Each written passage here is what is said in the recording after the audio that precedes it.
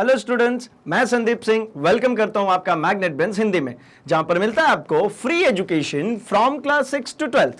मतलब यहां पे आपको कुछ चैप्टर्स देखने के बाद किसी भी तरीके का गोल्ड सब्सक्रिप्शन या प्रीमियम सब्सक्रिप्शन लेने की बिल्कुल भी जरूरत नहीं पड़ती, क्योंकि हम आपके लिए लेकर आते हैं क्वालिटी कंटेंट एक्सपीरियंस टीचर्स के साथ, वो भी फ्री ऑफ कॉस्ट।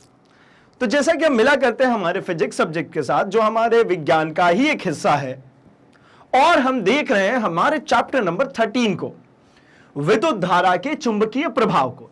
इसमें हम लोगों ने इस चैप्टर से रिलेटेड हर एक छोटे बड़े कॉन्सेप्ट्स को देख रखे हैं, सीख रखे हैं हम इसके हर एक पोर्शन को, और अब बारी है इससे रिलेटेड क्वेश्चंस की, मतलब एनसीईआरटी के जो क्वेश्चंस हैं उनको सॉल्व करने की। इसका सॉल्यूशन करने से एक बेनिफिट तो ये मिल जाएगा हमें कि भाई ये पूरा चैप्टर जब हमने तैयार कर लिया, सब कुछ हमें बनने लगा है, तो एक बार क्वेश्चंस पे जब आएंगे तो हमें पता लग जाएगा कि क्या वास्तव में ये पूरी तैयारी हो चुकी है या फिर हमें लग रहा है कि हमें सब कुछ आता है। दूसरी चीज कि भाई पूरा चैप्टर जब तैयार हो गया तो फाइनल पैकअप देना है उसको, तो ये आखिरी पोर्शन क्यों छोड़ेंगे, इसको और खत्म करते हैं। यहां पे हमें ऑब्जेक्टिव सब्जेक्टिव सभी तरीके के क्वेश्चंस मिल जाते हैं, तो इसको और खत्म कर ले भाई। तो चलिए फटाफट से हम शुरू कर लेते हैं अपने एनसीईआरटी एक्सरसाइज क्वेश्चंस को। तो भाई सबसे पहले हमारे पास इस चैप्टर में देखने को मिल रहा है कि भाई यहां पे ऑब्जेक्टिव क्वेश्चन है ना। जो आपके क्वेश्चन यहां पे गिवन है, ये बिल्कुल एग्जैक्टली आपका जो बुक है उसके ही क्वेश्चन है, और हम यहां पे आपके हर एक क्वेश्चन को डीपली डिस्कस करने वाले हैं। मतलब जो कॉन्सेप्ट्स हमने पढ़े थे चैप्टर के अंदर, उसको यूटिलाइज कैसे करेंगे, उसको प्रयोग में कैसे लाएंगे, ये सीखने वाले हैं हम इस सेशन में। तो इस सेशन के कंप्लीट होने के बाद आपको भी समझ में आने लगेगा कि जो पढ़ा था उसका रियल टाइम में किस तरीके से यूटिलाइजेशन है, ठीक है ना। तो चलिए हम शुरू करते हैं हमारे पहले क्वेश्चन को, और जैसे ही ये क्वेश्चन का आंसर आपको पता लग जाए, चूंकि आपने पढ़ रखा है तो पता तो लग ही जाएगा, हमने कंसेप्ट वीडियोस में इसको पूरी तरीके से देख रखा है, हमारे वन शॉट रिवीजन वीडियोस में भी इसको बहुत प्यारे तरीके से देख रखा है। मतलब ये क्वेश्चन देखते के साथ ही आपको आंसर बन रहा है भाई, और आप अब जल्दी से आंसर टाइप कर दीजिए अपने कमेंट सेक्शन में, हमें भी तो पता चले कि आपने कितने प्रिपरेशन कर लिए भाई। तो चलिए हम भी एक बार पढ़ लेते हैं, आपके आंसर को क्रॉस चेक कर लेते हैं कि जो आपने आंसर किया है वो सही किया है। निम्नलिखित में से कौन सी लंबे विद्युत धारावाही तार के निकट चुंबकीय क्षेत्र का सही वर्णन करता है। चार ऑप्शन है हमारे पास कि भाई अगर एक ये लंबी धारावाही चालक है, ये क्या है, एक लंबी धारावाही चालक है, इस लंबी धारावाही चालक के चारों तरफ जो चुंबकीय क्षेत्र उत्पन्न हुआ है उसके लिए क्या स्टेटमेंट सही है। तो पहला क्वेश्चन देखते हैं, पहला ऑप्शन बेसिकली चुंबकीय क्षेत्र की क्षेत्र रेखा तार के लंबवत होती है। भाई एक बात समझिए, ये वायर है जिसमें से करंट आ रही है, तो यहां पे तो मुझे देखने को मिल रहा है कि ये जो फील्ड लाइंस है ये कैसी बन रही है भाई, ये तो सर्कुलर रिंग्स बन रही है, और मुझे राइट हैंड रूल से पता है कि अगर करंट नीचे की तरफ आ रहा है तो ये वाला फेस अंदर जाएगा और इधर से बाहर आएगा, मतलब ऐसा बनेगा भाई यहां पे।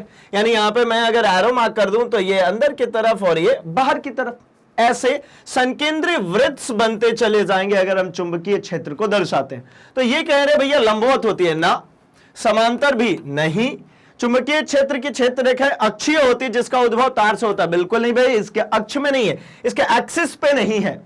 अच्छा, चुंबकीय क्षेत्र की संकेंद्रीय क्षेत्र रेखाओं का केंद्र तार होता है, बिल्कुल ये सही है ना। ये जो जितने भी ये वृत्त बन रहे हैं इन सभी का जो केंद्र है वो कहां पे उपलब्ध होगा भाई, इसी तार पे उपलब्ध होगा, ठीक है ना।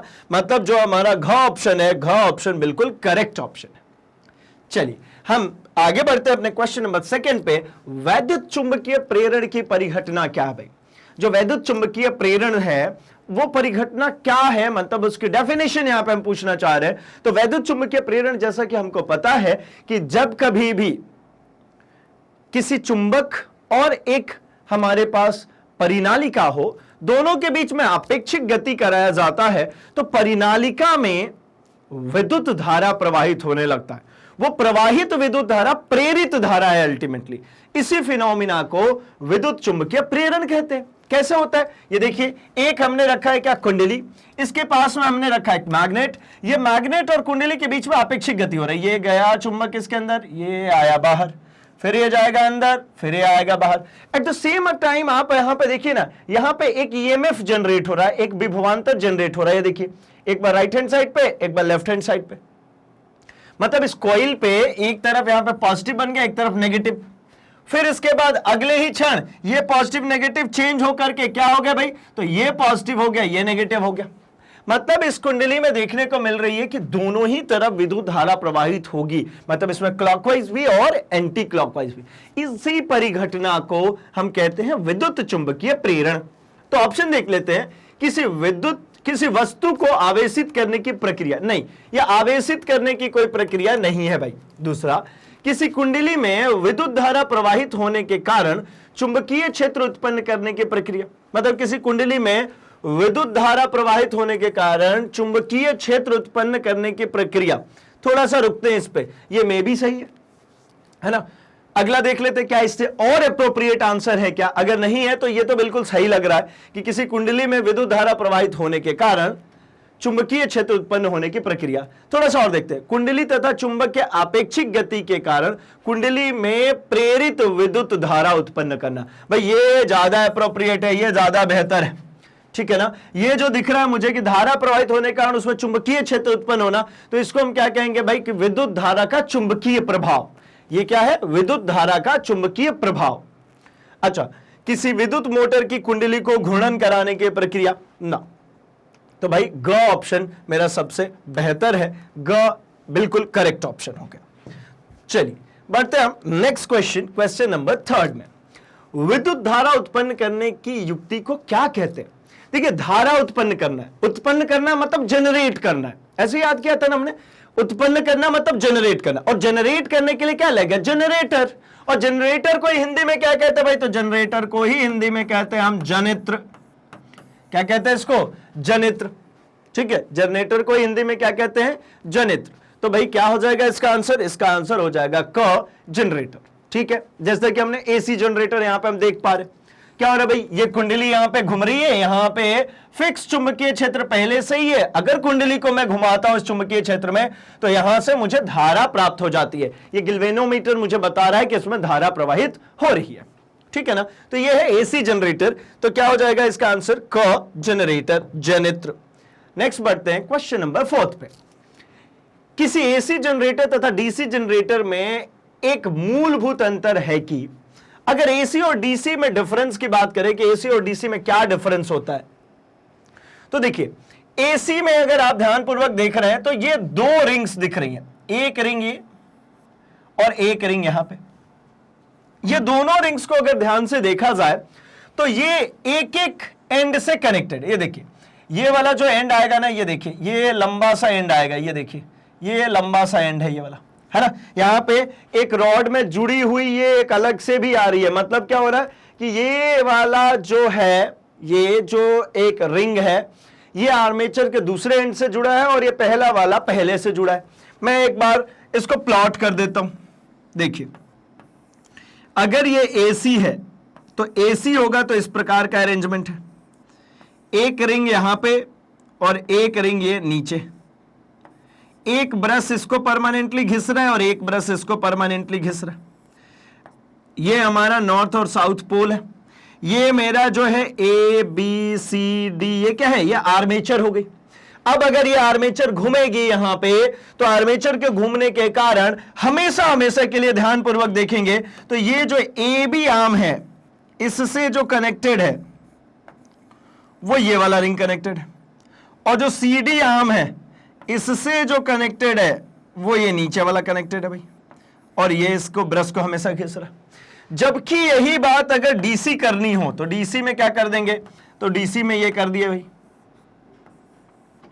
ये लेकर क्या है, और यहां पर हम यूज कर लेंगे कम्यूटेटर। कम्यूटेटर क्या होता है भाई, तो ये 2 डीज होंगे, मतलब 2 कट लगा हुआ होगा, ठीक है। यहां पे एक ब्रश इधर साइड से कनेक्ट कर दिया, एक ब्रश इधर साइड से कनेक्ट कर दिया, ये हो गया भाई कनेक्ट, ठीक है। यहां पे क्या करा हुआ है, तो यहां पे अगर आप देखते हैं तो ये एक D1 ये हो गया और ये हो जाता है D2, मतलब ये AB से D1 कनेक्टेड है और CD से D2 कनेक्टेड है। लेकिन एक बात समझेंगे, यहां एक ब्रश B1, यहां एक ब्रश B2, यहां पर भी है एक ब्रश B1 और यहां पर है ब्रश B2, ये हमारा हो जाता है मान लीजिए S1 और इसको कह देता हूं S2। एक चीज फिक्स है, ये CD लेफ्ट में हो या राइट में हो, हमेशा S2 B2 को ही घिसेगा, है ना। ये देखिए ध्यानपूर्वक, ये कहीं पे भी घूमे, ये ब्रश और ये कुंडली, ये हमेशा फिक्स है ना, ये हमेशा इसी को घिस रही है। चाहे इसका आर्म, इसका ये वाला आर्म है, ये वाला आर्म राइट साइड में हो, या देखिए घूम के लेफ्ट में आ गया, है ना, या फिर ये वापस राइट में चला गया, कहीं भी जाए घिसेगा तो ये वाला रिंग इसी को और दूसरा वाला रिंग दूसरे को। डेडिकेटेड है, S2 के लिए B2, S1 के लिए B1। लेकिन यहां पे नहीं है, यहां पे अभी ये केस देखने को मिल रहा है आपको। अगले ही फेस में अगर आप देखेंगे तो ये अगर मान लीजिए CD आ गया लेफ्ट में, आधा रोटेशन घूमे हैं और ये CD आ चुका है हमारा अब लेफ्ट में। CD को कर देते हैं भैया लेफ्ट में, ये आ गया मेरा CD लेफ्ट में, ये चला गया AB राइट में। यहां पर ये जो D2 था देखिए CD से जुड़ा है, ये देखिए ये किससे जुड़ा है भाई, ये CD से जुड़ा है, ये D2 CD से। तो ये रिंग जो है ये वाला ये D2 है और AB से जो जुड़ा है वो D1 है, लेकिन ब्रश ये B2 है और ये ब्रश B1 है। ध्यानपूर्वक देखें यहां पे, तो ये B1 D1 को घिस रहा है और B2 D2 को घिस रहा है। यहां पे क्या हो गया भाई, B1 D2 को घिस रहा है और B2 जो है वो D1 को घिस रहा है। मतलब क्या हुआ, पलट गए। अर्थात अगर मैं इन दोनों में बात करूं तो करंट की दिशा अगर इसमें ऊपर है ना, तो अभी ये करंट चल रहा है कैसा भाई, B1 से होकर के आ रहा है, ये B2 से निकल के ऐसी आ रही है। अगले केस में जब CD लेफ्ट में आ जाता तो क्या होता, उसमें पलट जाता, ठीक है, और उसमें भी लेफ्ट हैंड साइड से जाता। मतलब करंट की डायरेक्शन अभी ऐसी दिख रही है, अगले में करंट की डायरेक्शन ऐसी दिखती है। किंतु यहां पे बात करेंगे तो हमेशा ही यहां पे जो लेफ्ट में आएगा उसमें करंट ऊपर की तरफ होगी, मतलब करंट की जो दिशा होगी वो ये होगी। अगला कैसा आएगा, CD में ऊपर कर दीजिए, लेकिन ये जा रहा है ऐसे ही जाएगा। किसके कारण, ये बीच में जो कट लगा है, कम्यूटेटर लगा है, इसके कारण। मतलब क्या, एसी में वलय होते हैं, देखिए वलय है, ठीक है, सी वलय इसके अंदर में होता है। जबकि डीसी में क्या होता है भाई, दिक् परिवर्तक। डीसी में क्या है, ये देखिए दिक् परिवर्तक, इसको क्या कहते हैं, कम्यूटेटर, इसको कहते हैं दिक् परिवर्तक। ये दिशा परिवर्तित कर देता है, बीच से कट लगा होता है, ठीक है ना। तो मतलब इसका आंसर क्या हो जाएगा भाई, इसका आंसर हो जाएगा घ। नाउ मूविंग टू नेक्स्ट, लघुपतन के समय परिपथ में विद्युत धारा का मान। लघुपतन मतलब शॉर्ट सर्किट, है ना। शॉर्ट सर्किट जब होता है तो धारा का मान क्या होगा भाई। अच्छा आपको पता है ना शॉर्ट सर्किट किसको कहते हैं, शॉर्ट सर्किट का मतलब क्या है भाई। तो एक बात समझिए, ये हमारी धारा बह रही है एक तार से, ये प्रतिरोध लगा है। प्रतिरोध मतलब हम समझते हैं भाई कि कोई बल्ब होगा, कोई पंखा होगा, फ्रिज होगा, गीजर होगा, एसी होगा, जो मर्जी पड़ा है, सब प्रतिरोध ही है ना, रुकावट ही है ना। अब ऐसे हमारे घर में कोई सर्किटरी हमने बनाई है, ठीक है, ये करंट ऐसा बहता हुआ आ रहा है। अच्छा यहां पे करंट जो बहेगा उसके लिए अगर देखेंगे तो यहां से करंट जाएगा, ये बट जाएगा इधर इधर, फिर ये जो करंट जाएगा यहां पे फिर से बट जाएगा, फिर ये ऐसा घूमता हुआ घुमाता हुआ यहां से ऊपर से मिलकर के दोनों आ गए, ये ऊपर से मिलकर के यहां आ गए। तो जो आई यहां से भिजाया था वो आई यहां आ गया, लेकिन ये बीच में बहुत सारा बट गया। अब अगर मैं कहूं कि ये सभी क्या थे, प्रतिरोध। प्रतिरोध मतलब भैया रेजिस्टेंस, प्रतिरोध, रुकावट। अब रुकावट है, उसमें से धारा को चलनी है, और मैंने आपसे कहा कि ये काम क्यों ना करें, यहीं पर एक कनेक्शन बना देते हैं। अब बताइए करंट किसमें से चले। तो करंट कहेगा भैया एक बात बताओ, जब मेरे पास दो रास्ते अवेलेबल है, एक में रुकावट है, रो कराए लोग, और एक है वो बड़ा स्मूथ सा ऐसे गए और ये घूम करके वापस आ गए, यहीं पे यहां से निकले और वापस यहीं पे आ गए, तो करंट इधर जाना चाहेगा क्या, बिल्कुल नहीं। हमारी तरह भैया हम क्या समझते हैं, जो उबड़ खाबड़ सा रास्ता होगा, खराब सा रास्ता होगा, उसको प्रेफर करते हैं क्या हम। अगर हमें कहीं शॉर्टकट मिल जाए तो क्या कहते हैं, भैया शॉर्टकट वाले से जाओ ना, एरिया से लॉन्ग रूट से घुमा करके ये उबड़ खाबड़ वाले रास्ते से क्यों जाओगे भाई, जिसमें रुकावट है उसमें से क्यों जाना, जब मेरे को यहां से शॉर्टकट मिल गया। इसीलिए इसको कहते हैं शॉर्ट सर्किट। क्या कहते हैं, शॉर्ट सर्किट। मतलब कहीं से भी गलती से पॉजिटिव लाइव वायर और न्यूट्रल वायर कनेक्ट हो जाए, ठीक है ना, लाइव वायर और न्यूट्रल वायर कनेक्ट हो जाए। तो आमतौर पे क्या होता है, जैसे हमारे घरों में जो वायरिंग की गई है, आपने देखा होगा कि एक लाइव वायर ले आए, चलिए कलर कोडिंग भी थोड़ा सा ध्यान रख लेते भाई, लाल रंग ले आए, और काले रंग से हम किसको डिनोट करते हैं भाई, इसके जस्ट बाजू में चल रहा ब्लैक रंग से ये चलता है न्यूट्रल वाला वायर।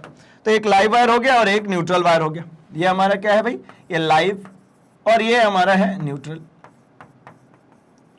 अच्छा, ये दोनों साथ साथ चल रहे हैं। ऐसा ही कहते हैं ना, वायरिंग करते समय दोनों तार भाई पास पास में ही चलता। अब कौन दो अलग अलग पाइप में तो ऐसा लगाएंगे नहीं, दोनों लगभग साथ में ही चलते। अब क्या हो गया भाई, कहीं पे गलती से मान लीजिए कि ये जो तार रहता है, आपको पता होगा कि ये तार कैसा रहता है। तो भाई तार ऐसा होता है, एक ऐसा कवर है, इस कवर के अंदर है ना, इस कवर के अंदर बहुत ही पतले पतले से ऐसे ऐसे तार ऐसे निकले रहते हैं, ठीक है ना। तो ये जो पतले पतले इसके अंदर से तार जो निकला रहता है, अब इसको कोटिंग कर दी है ऊपर से। अब ये कोटिंग किसी कारण बस गलती से कहीं पे मान लीजिए हीट की वजह से, कहीं खींचने में या किसी दूसरे फैक्टर्स के कारण ये जो कवर है ना, ये कवर कहीं पे भी ऐसा ऐसा मान लीजिए कट पिट गया और ये दोनों एक दूसरे के आगे टच में आ गए। अब जब ये दोनों एक दूसरे के टच में आ गए, इसका मतलब क्या होगा, विद्युत धारा आगे की तरफ ना प्रवाहित होकर के यहीं से घूम करके वापस आ जाएगी। अब जब ये यहां से निकल के आ रही है, ये सब प्रतिरोधों के अंदर से नहीं जा रही है, तो इसमें जो धारा का मान होगा, वो धारा का मान हमेशा ही उच्च हो जाएगा। यहां पे धारा का मान बहुत ही ज्यादा बढ़ जाएगा भाई। कोई रुकावट ही नहीं है तो बढ़ेगा ही ना, रुकावट होता तो कम जाता, कोई रुकावट ही नहीं, कोई रोकने वाले नहीं, तो सबसे ज्यादा हो गया। मतलब इसका आंसर क्या हो जाएगा भाई, धारा का मान बहुत कम हो जाएगा, परिवर्तित नहीं होगा, बहुत अधिक बढ़ जाएगा, निरंतर परिवर्तित होगा। तो भाई क्या होगा, बहुत अधिक बढ़ जाएगा। ग जो आंसर है ये करेक्ट आंसर होगा। चलिए भाई, तो हमने यहां तक में 5 क्वेश्चन देख लिए हैं। हम अपने 6वें क्वेश्चन की तरफ बढ़ते हैं। 6वां क्वेश्चन कुछ अलग है, ऑब्जेक्टिव टाइप नहीं है, आपको देखने से लग रहा होगा वही, लेकिन थोड़ा सा डिफरेंस है। क्या है इसमें, निम्नलिखित प्रकथनों में कौन सा सही है और कौन सा गलत है, इसे प्रकथन के सामने अंकित कीजिए। कोई सही भी है और गलत भी, मतलब चारों में वो सही गलत वाला क्वेश्चन आ गया है ना, ट्रू एंड फॉल्स टाइप के क्वेश्चन। तो पहला क्वेश्चन है, विद्युत मोटर यांत्रिक ऊर्जा को विद्युत ऊर्जा में रूपांतरित करता है। विद्युत मोटर जो है वो यांत्रिक ऊर्जा को विद्युत ऊर्जा में रूपांतरित करता है। तो भाई मोटर नहीं करता, मोटर तो क्या करता है, विद्युत ऊर्जा लेता है और यांत्रिक ऊर्जा में तब्दील करता है। पंखा जो चल रहा है उसमें मोटर लगा है। ये जो कह रही है तो जनरेटर की बात कह दी इनने, तो ये गलत है। ये कैसा है भाई, ये गलत है। अगला, विद्युत जनित्र वैद्युत चुंबकीय प्रेरण के सिद्धांत पर काम करता है। जो जनरेटर है वो वैद्युत चुंबकीय प्रेरण के सिद्धांत पे कार्य करता है। तो भाई वहां पे यही काम होता है, विद्युत चुंबकीय प्रेरण ही होता है भाई जनरेटर में। किसी लंबी वृत्ताकार विद्युत धारावाही कुंडली के केंद्र पर चुंबकीय क्षेत्र समांतर सीधी रेखाएं होती है। लंबी वृत्ताकार विद्युत धारावाही कुंडली के केंद्र पर, है ना, मतलब इसको थोड़ा सा मैं प्लॉट कर देता हूं जिससे एक बार आपको और याद आ जाए। भाई ऐसी है कुंडली, इसमें क्या कर दिया हमने, इसमें विद्युत धारा प्रवाहित कर दिया। तो इससे जो फील्ड लाइंस गुजरेंगी यहां पे कैसी होती है, इनसाइड, ये समांतर होती है। इनसाइड कैसी होती है भाई, समांतर। तो मतलब ये भी सही लग रहा, 2 सही हो गए। अगला, हरे विद्युत रोधन वाला तार प्राय विद्युन्मय तार होता है। विद्युन्मय का मतलब हो गया भाई, इसका मतलब होता है लाइव वायर। तो ग्रीन कलर वाला लाइव वायर तो नहीं होता ना भाई। लाइव वायर किसके लिए होता है, लाइव वायर होता है रेड कलर का। और ग्रीन कलर किसके लिए यूज करते हैं भाई, तो ग्रीन कलर से जो इस्तेमाल करते हैं, ग्रीन कलर जो प्रयोग में लाते हैं, ये भू संपर्क के लिए लाते हैं। भू संपर्क, भू संपर्क क्या होता है भाई, अर्थिंग वायर, अर्थ वायर के रूप में इसका प्रयोग किया जाता है। तो मतलब ये भी गलत हो गया, अर्थात ख और ग 2 सही हुए, बाकी 2 गलत हो गए भाई। चलिए, ख और ग सही है और बाकी के 2 गलत है। ठीक है, अब हम बढ़ते हैं अपने अगले क्वेश्चन, 7th क्वेश्चन, और यहां से अब आपके जो है वो सब्जेक्टिव टाइप क्वेश्चन से स्टार्ट हो जाएंगे। ठीक है ना। एक मजेदार बात और बता दूं तो इस चैप्टर के अंदर कहीं पर भी आपको न्यूमेरिकल्स नहीं है, तो आपको घबराने की बिल्कुल जरूरत नहीं। घबराते तो वैसे भी नहीं है हम, है ना, न्यूमेरिकल से बिल्कुल घबराहट होती नहीं है अपने को, क्योंकि न्यूमेरिकल्स ही तो सबसे आसान होते हैं। बट कोई फॉर्मूला ही नहीं आया इस चैप्टर के अंदर, तो न्यूमेरिकल्स की बात ही नहीं आती, तो पूरे थ्योरेटिकल है भाई। ठीक है, चलिए देखते हैं हम जरा अगले क्वेश्चन पर। चुंबकीय क्षेत्र को उत्पन्न करने के 2 तरीकों की सूची बनाई। कोई 2 तरीके ऐसे बताइए जिससे पता चले कि चुंबकीय क्षेत्र उत्पन्न हो रहा है। तो चुंबकीय क्षेत्र देखिए उत्पन्न करना है तो हमारे पास 2 पॉसिबल वेज कुछ इस प्रकार हैं कि क्यों ना मैं एक वायर ले लूं, एक तार, और उस तार में से विद्युत धारा प्रवाहित कर दूं।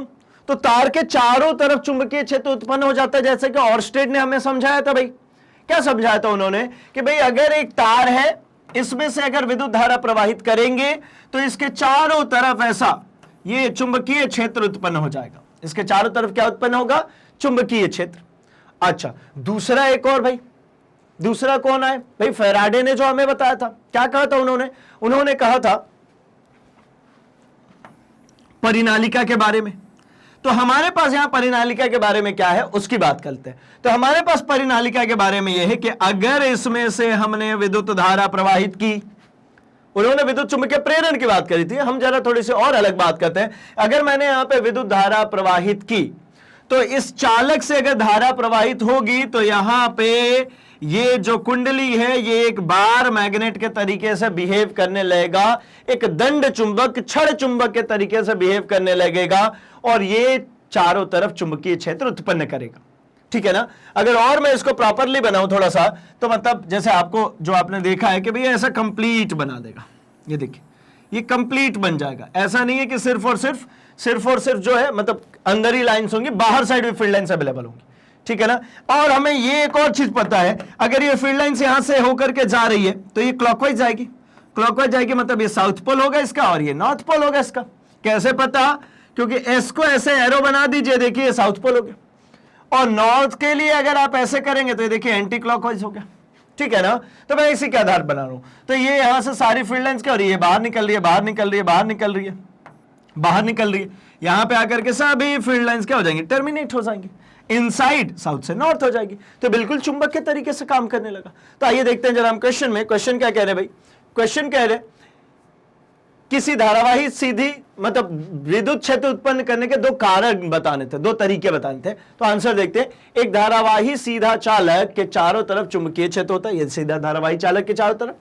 एक धारावाही परिनालिका के चारों तरफ चुंबकीय क्षेत्र होता है। तो ये देखिए भाई, ये धारावाही परिनालिका के चारों तरफ यहां पे मुझे चुंबकीय क्षेत्र देखने को मिल गया। ठीक है ना? चलिए, ये आंसर समझ में आया। अब हम बढ़ते हैं अपने अगले क्वेश्चन की तरफ। और भाई जहां पर भी आपको लगता है कि ये आंसर हमें चाहिए, आप उसको पॉज कीजिए, उसके स्क्रीनशॉट रख सकते हैं, अपने नोट्स प्रिपेयर कर सकते हैं भाई। Next question, question number 8। परिनालिका चुंबक की भांति कैसे व्यवहार करती है? अभी जो परिनालिका हमने बनाया, जहां पे हमने चुंबक के तरीके से दर्शाया कि भाई वहां पे चुंबकीय गुण उत्पन्न हो जाएगा, वो एक चुंबक के तरीके से काम करने लगेगी। तो इसके बारे में ये क्वेश्चन और आता है हमारे पास कि परिनालिका चुंबक की भांति कैसे व्यवहार करती है। क्या आप किसी छड़ चुंबक की सहायता से किसी विद्युत धारावाही परिनालिका के उत्तर ध्रुव और दक्षिण ध्रुव का निर्धारण कर सकते हैं क्या? मतलब पहले तो हमें यह बताना है कि एक परिनालिका है, उस परिनालिका के चारों तरफ चुंबकीय क्षेत्र कैसे उत्पन्न होता है, और अगर उत्पन्न हो गया तो वो परिनालिका एक चुंबक के भांति कार्य करने लगेगी। तब क्या ये बता सकते हैं कि वो परिनालिका का उत्तरी ध्रुव कौन है और दक्षिणी ध्रुव कौन है? ठीक है, तो चलिए देखते जरा इसका आंसर कि पहले तो कि परिनालिका क्या होती है। तो परिनालिका क्या होती है भाई? तो परिनालिका होती है, ये देखिए, ये पास पास लपेटे गए कॉपर तार को जब हम एक कंसेंट्रिक सर्कल, एक ही अक्ष पे जब मैं बहुत ही पास पास कॉपर के तार को लपेट दूं, तो लपेटने के बाद जो मुझे एक स्प्रिंग जैसा स्ट्रक्चर मिलेगा, उसी को परिनालिका कहते हैं। जैसा आपने पेन वगैरह में देखा होगा, वो स्प्रिंग, वो अगर कॉपर की बनी होती है, उसी तरीके से मैं लपेट करके अगर बनाना होता तो उसको हम क्या कहते हैं भाई? परिनालिका कहते हैं। क्यों बनाया उसको? ताकि कम दूरी में बहुत सारा चालक रख सकूं, क्योंकि मुझे पता है कि अगर कोई चालक तार है तो उसके चारों तरफ चुंबकीय क्षेत्र उत्पन्न होता है। अब चालक तार को अगर मैं ऐसा रखता हूं, ये देखिए, ये एक चालक तार है। अब इसके एक बिंदु से, कोई एक बिंदु से, इस बिंदु से चुंबकीय क्षेत्र उत्पन्न होगा, तो ये ऐसे इसी के डिस्क में उत्पन्न होगा भाई। अब मुझे बहुत सारा चाहिए, तो क्या कर दूं? मैंने कहा यार कम जगह में कैसे आएंगे, तो मैंने कहा इस तरीके से लपेट दीजिए। ये हमने ऐसा लपेट दिया। ये जब इस तरीके से लपेट दिया तो देखिए कम दूरी में ही बहुत सारे लेंथ नहीं आ गए क्या वायर के, और जितना ज्यादा लेंथ मुझे मिलेगा उतना ज्यादा चुंबकीय क्षेत्र मुझे मिलेगा, इसलिए मैंने इस तरीके से इसको लपेट दिया। ठीक है, अब क्या हुआ भाई, तो कह रहे हैं कि ये कैसे व्यवहार कैसे करेगी कि भैया ये चुंबक के भांति। तो जब कभी इसके अंदर से हमने धारा प्रवाहित करना शुरू करेंगे, जब कभी इसमें से धारा मिलेगा, तो धारा प्रवाह के कारण हमें ऑस्टेड ने जो बताया था कि भाई कोई भी चालक जिसमें से धारा प्रवाहित करेंगे तो चारों तरफ चुंबकीय क्षेत्र होगा। तो अगर मैंने उसी चालक को घुमा करके परिनालिका बना दिया है, तो ये परिनालिका भी तो चुंबकीय क्षेत्र रखेगी ना। और इस परिनालिका का जो चुंबकीय क्षेत्र होगा, वो चुंबकीय क्षेत्र कुछ इस प्रकार होता है कि बाहर साइड में भी इस तरीके से कंप्लीट करेगी और इनसाइड भी, ऐसा समझ सकते हैं। मतलब कुछ यूं कहूं तो बाहर साइड में भी यहां पे चुंबकीय क्षेत्र देखने को मिलता है और इनसाइड भी, और इसमें जो अंदर कहूं, मतलब कुंडली के अंदर की बात करूं मैं, तो कुंडली के अंदर हमेशा ही ये पैरेलल लाइन बनती है। मतलब कुंडली के भीतर जो चुंबकीय क्षेत्र होगा वो हर जगह पे समान होगा, एक रूपता होगी इस कुंडली के अंदर चुंबकीय क्षेत्र में। और जैसे कि मुझे यहां पे दिख रहा है कि भाई ये बाहर साइड से ऐसे कनेक्टेड है, तो ये मेरा साउथ पोल होगा और ये मेरा नॉर्थ पोल होगा। इसको पता करने के दो तरीके हैं। पहला तरीका तो ये है कि अगर इसमें जो धारा जा रही है वो अगर क्लॉकवाइज है, जो धारा प्रवाहित हो रही है वो कैसी जा रही है भाई, अगर वो क्लॉकवाइज जा रही है, तो देखिए क्लॉकवाइज धारा प्रवाह होगा, तो आप एस बनाइए, दोनों तरफ एरो लगा दीजिए। पिछले क्वेश्चन में भी डिस्कस किया, आप क्या करेंगे, वहां पे एस बनाइए और दोनों तरफ एरो लगा दीजिए। तो ये एरो बता रही है धारा की दिशा, इसमें धारा की दिशा कैसी हो गई, ये क्लॉकवाइज। और अगर किसी ध्रुव पे, जैसे यहां तो मुझे एस मिल गया तो मेरा काम हो गया भाई, ये साउथ पोल हो गया तो नॉर्थ हो गया। लेकिन अगर कोई दूसरा केस होता जहां पर धारा नीचे की तरफ प्रवाहित हो रही होती, तो उस समय वहां बनता, ऑब्वियस सी बात है, जब क्लॉकवाइज में साउथ पोल बन गया तो इसमें क्या बनेगा, नॉर्थ पोल। यहां पे धारा की दिशा कैसी है भाई, एंटी क्लॉकवाइज। ये दिख रहा है ना, एन बना है, एन में एरो कैसे बनाया मैंने, उल्टी दिशा में। अब ये एन वाला तो ज्यादा समय के लिए याद नहीं रह पाता, लेकिन एस वाला तो याद रखना, एस तो वैसा ही बनता है।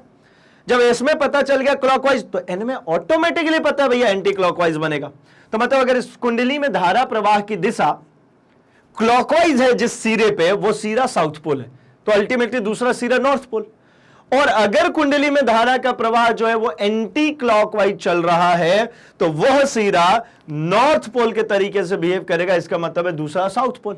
एक और तरीका है इसका पता करने का, जब इसमें मैंने धारा प्रवाहित करना शुरू कर दिया, इसके चारों तरफ चुंबकीय क्षेत्र बन गया, मैं इसके पास में कंपास सुई ले जाऊं, जो दिक्सूचक होता है, मैग्नेटिक निडल, उसको अगर मैं ले जाऊंगा तो वो विक्षेपित होगा, क्योंकि वो भी तो उत्तर और दक्षिण दिशा में ही हमेशा रुकता है, वो भी तो चुंबक ही है। तो एक दूसरा चुंबक ले जाकर के भी मैं बता सकता हूं कि कौन सा साउथ पोल है और कौन सा नॉर्थ पोल है, क्योंकि ये जो परिनालिका है ना, वो अब एक क्षण चुंबक बन चुका है। जब इसमें से धारा प्रवाहित करते हैं, इसके तरफ चारों तरफ चुंबकीय क्षेत्र उत्पन्न हो जाता है, तो ये बिल्कुल एक क्षण चुंबक के तरीके से बिहेव करता है। और क्षण चुंबक का क्या गुण होता है भाई, उसमें एक साउथ पोल होता है, दूसरा नॉर्थ पोल होता है। तो ये अब परिनालिका ना समझ के आप समझ लीजिए, एक क्षण चुंबक है, एक दूसरा क्षण चुंबक इसके करीब ले आएंगे, तो भाई दो क्षण चुंबक एक साथ आएंगे, तो साउथ और साउथ होगा तो रिपल्शन, साउथ और नॉर्थ होगा तो अट्रैक्शन। तो मतलब इस परिनालिका के ध्रुव का हम पता लगा सकते भाई। तो जो हमारे क्वेश्चन में आया था कि परिनालिका चुंबक की भांति कैसे व्यवहार करती है, क्या आप किसी क्षण चुंबक की सहायता से किसी विद्युत धारावाही परिनालिका के उत्तर तथा दक्षिण ध्रुव का निर्धारण कर सकते हैं। आप इसके पास में क्षण चुंबक लाइए, क्षण चुंबक अगर साउथ पोल आएगा, साउथ से रिपल हो जाएगा, और अगर वो नॉर्थ पोल आएगा तो वो अट्रैक्ट हो जाएगा। तो भाई बिल्कुल हम कर सकते हैं, ठीक है, हम यहां पे पता बिल्कुल ही कर सकते हैं भाई। एक बार जरा हम इसके आंसर को भी रीड कर लेते हैं, फिर हम आगे बढ़ जाएंगे। तो देखिए भाई, पास पास लिपटे विद्युत रोधी तांबे के तार की बेलन की आकृति की अनेक फेरों वाली कुंडली को ही परिनालिका कहते हैं। यही तो कहते हैं, ये देखिए, ये तांबे के तार से लपेटी हुई लंबी सी परिनालिका है ना। धारावाही परिनालिका का एक सिरा दक्षिणी ध्रुव तथा दूसरा सिरा उत्तरी ध्रुव की तरह कार्य करता है। कब करेगा, जब इसके अंदर से विद्युत धारा प्रवाहित की जाएगी तब, है ना। परिनालिका के अंदर चुंबकीय क्षेत्र रेखाएं परस्पर समांतर होती है। देखिए अंदर परस्पर ये कैसी होती है, समांतर होती है। आप ध्यान से देखेंगे, ये देखिए, एक ये ब्लू कलर से ये निकला और ये वापस आके साउथ पे टर्मिनेट हो गया, यहां से नॉर्थ से निकल रहा है और साउथ पे आकर के टर्मिनेट हो रहा है, ठीक है ना। और ये जो फील्ड लाइंस होती है वो अंदर परिनालिका की एक ऐसी होंगी, ये अंदर परिनालिका के बिल्कुल समांतर होती है, ठीक है ना, अंदर बिल्कुल समांतर होंगी भाई। अच्छा, इसका मतलब है कि परिनालिका के केंद्र पर विद्युत क्षेत्र सबसे अधिक होता है तथा सभी जगह एक समान होता है। मतलब ये जो केंद्र वाली जो लाइन होगी, जो बिल्कुल सेंटर वाली लाइन होगी, उसके अलोंग अगर इसको देखा जाए तो परिनालिका के अंदर जो होगा वो हर जगह पे चुंबकीय क्षेत्र की तीव्रता सेम होगी, है ना। परिनालिका के अंदर चुंबकीय क्षेत्र की तीव्रता हर बिंदु पर सेम होती है, और बाहर साइड में तो आपको दिख ही रहा भाई। चलिए, परिनालिका के उत्तरी ध्रुव एवं दक्षिणी ध्रुव की पहचान दिक्सूचक से कर सकते हैं, या फिर जो छड़ मैग्नेट बोला था, छड़ मैग्नेट से भी कर सकते हैं भाई। यदि दिक्सूचक की सुई उत्तर ध्रुव परिनालिका की ओर आकर्षित होता है तो यह सिरा दक्षिणी ध्रुव होगा, और इसी प्रकार अगर दक्षिणी ध्रुव है तो उस दक्षिणी ध्रुव को रिपल कर देगा भाई। कुल मिलाजुला करके सिंपल बात यह है कि ये एक मैग्नेट हो गया, इसके पास दूसरा मैग्नेट ले आएंगे, अगर दोनों सिरे एक दूसरे को रिपल कर रहे हैं, मतलब जो हमारे छड़ चुंबक का सिरा वही अगर साउथ है, साउथ को रिपल कर रहा है, मतलब साउथ साउथ पोल हो गया। अगर अट्रैक्ट कर रहा है और हमारा साउथ है तो इसका मतलब सामने वाला नॉर्थ है। ठीक, चलिए आगे बढ़ते हैं। क्वेश्चन नंबर 9, किसी चुंबकीय क्षेत्र में स्थित विद्युत धारावाही चालक पर आरोपित बल अधिकतम कब होता है? देखिए, एक सिंपल सा ऐसा लॉजिक है, किसी चुंबकीय क्षेत्र में स्थित एक चुंबकीय क्षेत्र लेता हूं मैं, ये हमारे पास एक चुंबकीय क्षेत्र है। अगर मैंने ऐसी पैरेलल लाइन बनाई है, इसका मतलब क्या होता है भाई कि ये एक समान चुंबकीय क्षेत्र है। ये पैरेलल लाइन किस बात को बता रही है? ये बता रही है एक समान चुंबकीय क्षेत्र को। ये क्या हो जाएगा हमारा? एक समान चुंबकीय क्षेत्र।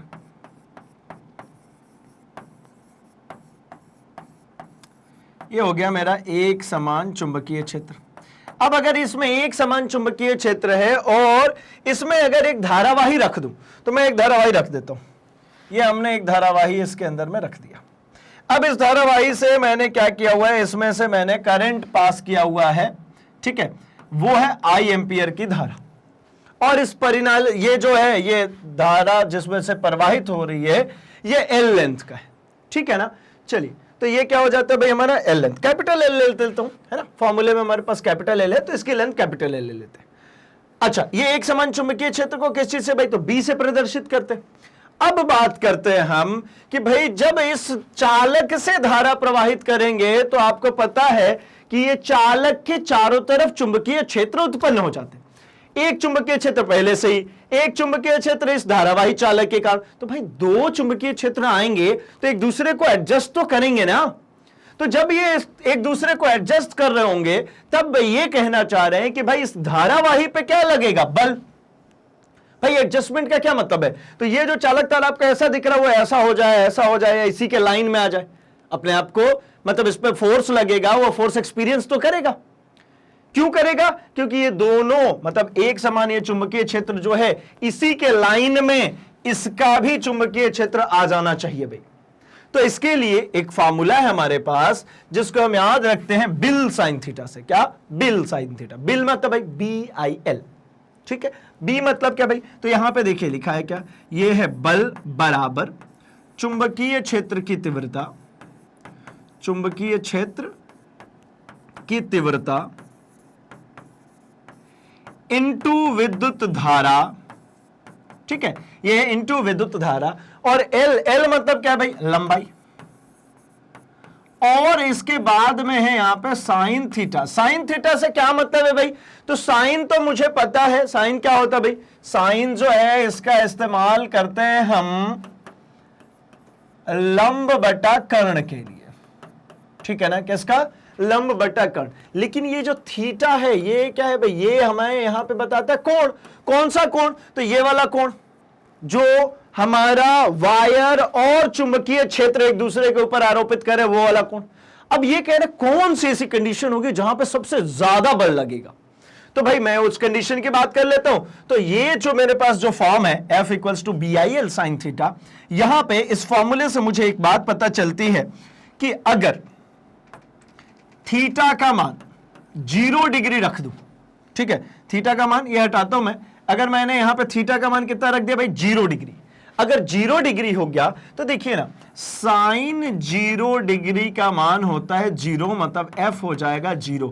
ये कौन सी केस हो जाएगी भाई, ये न्यूनतम, ठीक है, ये कौन सी केस हो गई, न्यूनतम। अब अधिकतम की बात करते हैं, क्योंकि क्वेश्चन में तो अधिकतम पूछा था, ये आपके जानकारी के लिए यहां पे देते चल रहे हैं कि भाई न्यूनतम भी अगर पूछ सकता है तो न्यूनतम कब होगी, अब अधिकतम। तो भाई फैक्टर कौन है, किसके बेसिस पे डिसाइड हो रहा है? देखिए एक समान चुंबकीय क्षेत्र मतलब कहीं भी जाएंगे समान चुंबकीय क्षेत्र होगा, बढ़ेगा घटेगा नहीं, ठीक है ना। मतलब ये तो फैक्टर है नहीं, ये कांस्टेंट टाइप हो गया, भाई कांस्टेंट ही हो गया। ये जो वायर की जो लेंथ है ये भी कांस्टेंट हो चुकी है ना, और करंट जो पास हो रहा है वो जितना पास करे वही करे, मतलब कुल मिला जुला करके यहां पे जो डिसाइडिंग फैक्टर है वो कौन है, ये थीटा। अब यही थीटा का मान अगर मान लीजिए 90 डिग्री कर दूं, मतलब ये जो तार था इस तार को ऐसा रख लिया जाए, इस तार को बिल्कुल ऐसा रख लिया जाए, इन दोनों के बीच का कोण कितना कर दिया मैंने, इन दोनों के बीच का कोण जो है ये 90 डिग्री कर दिया। अब इस परिस्थिति में मुझे पता है कि साइन 90 का मान होता है भैया कितना, 1। तो मतलब F इक्वल्स टू कितना आ जाएगा, BIL, है ना, साइन की जगह पे आ गया 1। अब क्या होता है भाई, इसके अलावा कुछ भी केसेस आप रख लीजिए, साइन थीटा का जो मान होता है वो मुझे पता है कि साइन थीटा का जो मान है ये -1 से लेके +1 के बीच में होता है। न्यूनतम -1, अधिकतम +1, इसके अलावा और कुछ इसका मान हो नहीं सकता। तो मतलब जब साइन थीटा का मान 1 पूर्ण रूप से होगा तो अधिकतम होगा, अदरवाइज इससे जो भी होगा नीचे वो कैसा होगा, फ्रैक्शन ही तो होगा। जैसे मान लीजिए साइन 30 डिग्री होता, साइन 30 डिग्री का मान कितना होता है, तो 30 डिग्री का मान आप कहेंगे साइन 30 डिग्री होता है भाई हमारा 1/2, तो मतलब 0.5, मतलब ये BIL की जो भी मान आया होता उसको क्या कर देता, डिवाइडेड बाई 2, तो ये कम हो गया ना भाई। तो इसलिए मैं कहता हूं कि भाई अधिकतम अगर कह रहा है तो मतलब कहां पे होगा, 90 डिग्री पे। ये जो कंडीशन है ये अधिकतम है, ठीक है, ये अधिकतम है, ये हमारा अधिकतम है। अच्छा भाई चलिए एक बार देख लेते हैं। तो जब किसी धारावाही चालक को चुंबकीय क्षेत्र में रखा जाता है, यह धारावाही चालक है ना, इसको क्या किया, इसको एक चुंबकीय क्षेत्र में रख दिया B नाम का, तो उस पर कार्यरत बल F equals to BIL sine theta होता है, जहां पर B चुंबकीय क्षेत्र है, I धारा है, L चालक की लंबाई है, तब थीटा धारावाही चालक तथा चुंबकीय क्षेत्र के बीच का कोण, ये धारावाही चालक और चुंबकीय क्षेत्र के बीच का कोण है भाई, ये थीटा, ठीक है ना। अतः F का मान जब थीटा 90 डिग्री होगा तब अधिकतम होगा, अर्थात चालक एवं चुंबकीय क्षेत्र दोनों एक दूसरे के कैसे हो जाएं, दोनों एक दूसरे के भाई लंबवत हो जाए, दोनों एक दूसरे कैसे हो जाए, लंबवत हो जाए। जब लंबवत हो गए तो भाई मैक्सिमम हो गया। चलिए इसका भी आंसर हमें मिल गया। हम जरा बढ़ते हैं अपने नेक्स्ट क्वेश्चन नंबर 10 की तरफ। मान लीजिए आप किसी चैम्बर में अपनी पीठ को किसी एक दीवार से लगाकर बैठे। अच्छा ठीक है भाई, कोई इलेक्ट्रॉन पुंज आपके पीछे की दीवार से सामने वाली दीवार की ओर क्षैतिजतः गमन करते हुए किसी प्रबल चुंबकीय क्षेत्र द्वारा आपके दाईं ओर विक्षेपित हो जाती है। तो चुंबकीय क्षेत्र की दिशा क्या है? एक काम करते हैं, इसके लिए एक छोटा सा डायग्राम बनाते हैं। डायग्राम बनाने से हमको ये चीज क्लियर हो जाएगी कि ये क्या कहना चाह रहे हैं। ये एक्चुअल में ऐसा कहना चाह रहे हैं, एक ऐसी दीवार है, ठीक है ना, और एक इधर सामने की तरफ दीवार है। हम कमरे में बैठे हुए हैं, ठीक है। किस प्रकार से बैठे भाई कमरे में? तो कमरे में कुछ इस प्रकार से हम बैठे हैं, ये हम बैठे हैं भाई, ठीक है। ये इस प्रकार से हम इस कमरे में बैठे हुए, ठीक। चलिए थोड़ा सा, है ना, अब ठीक है। इस प्रकार से हम कमरे में बैठे हुए। अब मेरा दाहिना हाथ तो ये वाला है, बायां हाथ ये। अब ये जो कह रहे हैं उस कंडीशन को जरा बनाते हैं। हमने पीठ करके, ये पीठ करके हम इस दीवार के साथ में बैठ गए, ठीक है भाई। कोई इलेक्ट्रॉन पुंज आपके पीछे की दीवार से सामने वाली दीवार की ओर क्षैतिजतः गमन करती। एक इलेक्ट्रॉन पुंज है जो देखिए यहां से सामने वाली दीवार पे जा रही है, ठीक है। आप है ऐसे दीवार के सहारे ऐसे बैठ गए, ये मेरे सामने वाली दीवार पे क्या जा रही है, एक इलेक्ट्रॉन पुंज। तो एक बात समझिए, इलेक्ट्रॉन अगर इस दिशा में जाएगा तो मुझे पता है एक रूल कि भाई इलेक्ट्रॉन जिस दिशा में जाएगा, अर्थात तो जो आवेश हैं वो जिस किसी दिशा में होंगे उसके विपरीत दिशा में विद्युत धारा प्रवाहित होती है। आवेश प्रवाह के विपरीत दिशा में विद्युत धारा प्रवाहित होती है। ये देखिए, ये नेगेटिव है, ये पॉजिटिव। यहां पे कंडक्टर है तो ये नेगेटिव से पॉजिटिव की तरफ, यहां से आवेश इधर की तरफ बढ़ेंगे, ये जो आवेश होते हैं इधर से पॉजिटिव की तरफ बढ़ेंगे, लेकिन करंट हमेशा किधर से किधर चलता है, पॉजिटिव टू नेगेटिव, ये आवेश हो गए। और करंट किधर, पॉजिटिव से नेगेटिव, मतलब आवेश के विपरीत दिशा में। तो यहां पे उसी चीज को अप्लाई करते हैं। अगर इलेक्ट्रॉन्स आवेश की बात कर रहा है कि भाई अगली दीवार पे इस तरीके से जा रही है, तो विद्युत धारा किधर आएगी, तो विद्युत धारा आप कहेंगे कि भाई ये हो गई मेरी विद्युत धारा, मतलब विद्युत धारा मेरे सामने आएगी। ठीक, आगे बात करते हैं। अब सामने वाली दीवार की ओर क्षैतिजता गमन करती है कौन, इलेक्ट्रॉन, तो उसके विपरीत धारा आ गई भाई, किसी प्रबल चुंबकीय क्षेत्र द्वारा आपके दाईं ओर विक्षेपित हो जाता है। मतलब मैं अब थोड़ा सा बोर्ड के अकॉर्डिंगली मैं अपने आप को एडजस्ट करता हूं, ये मैं बैठा हूं, ये मेरे पीछे दीवार से सामने की दीवार पे जा रही है। अब क्या हो रहा है भाई, तो जो धारा है वो मेरी तरफ ही आ रही है और ये विक्षेपित हो जा रहा है, जो कंडक्टर है वो विक्षेपित हो जा रहा है किधर, दाहिने तरफ। तो देखिए हमें लेफ्ट हैंड रूल से पता है, इसको कहते हैं हम क्या भाई, फादर, इसको कहते हैं मदर, इसको कहते हैं चाइल्ड।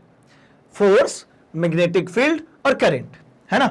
जो थंब होता है हमारा वो किस चीज को बताता है भाई, ये बताता है फोर्स, ये जो है ये बताता है हमारा मैग्नेटिक फील्ड, और जो तीसरी उंगली है, ये तीसरी उंगली किसको बताती है भाई, ये बताती है हमें करंट को।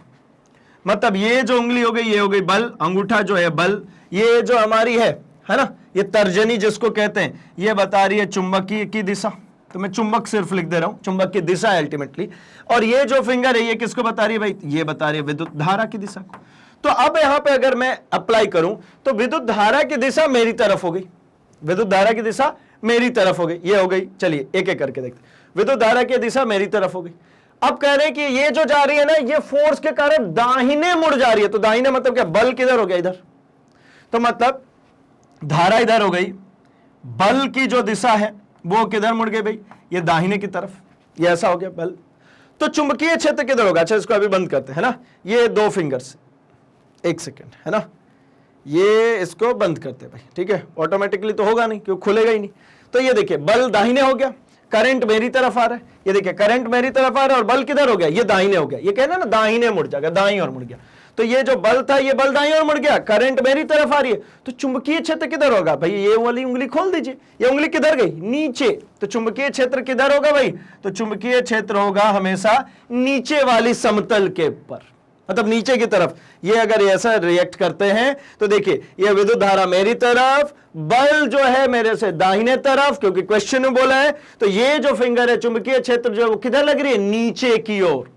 मतलब इसका आंसर क्या होगा कि भाई चुंबकीय क्षेत्र की दिशा क्या होगा, तो चुंबकीय क्षेत्र की दिशा नीचे की तरफ होगा। या फिर यहां पे कहें ये आई हो गया, ये फोर्स हो गया और ये मैग्नेटिक फील्ड हो गया, तो यहां पे क्या कहेंगे, ये जो आई और एफ है इन दोनों समतल के लंबवत हो जाएगा।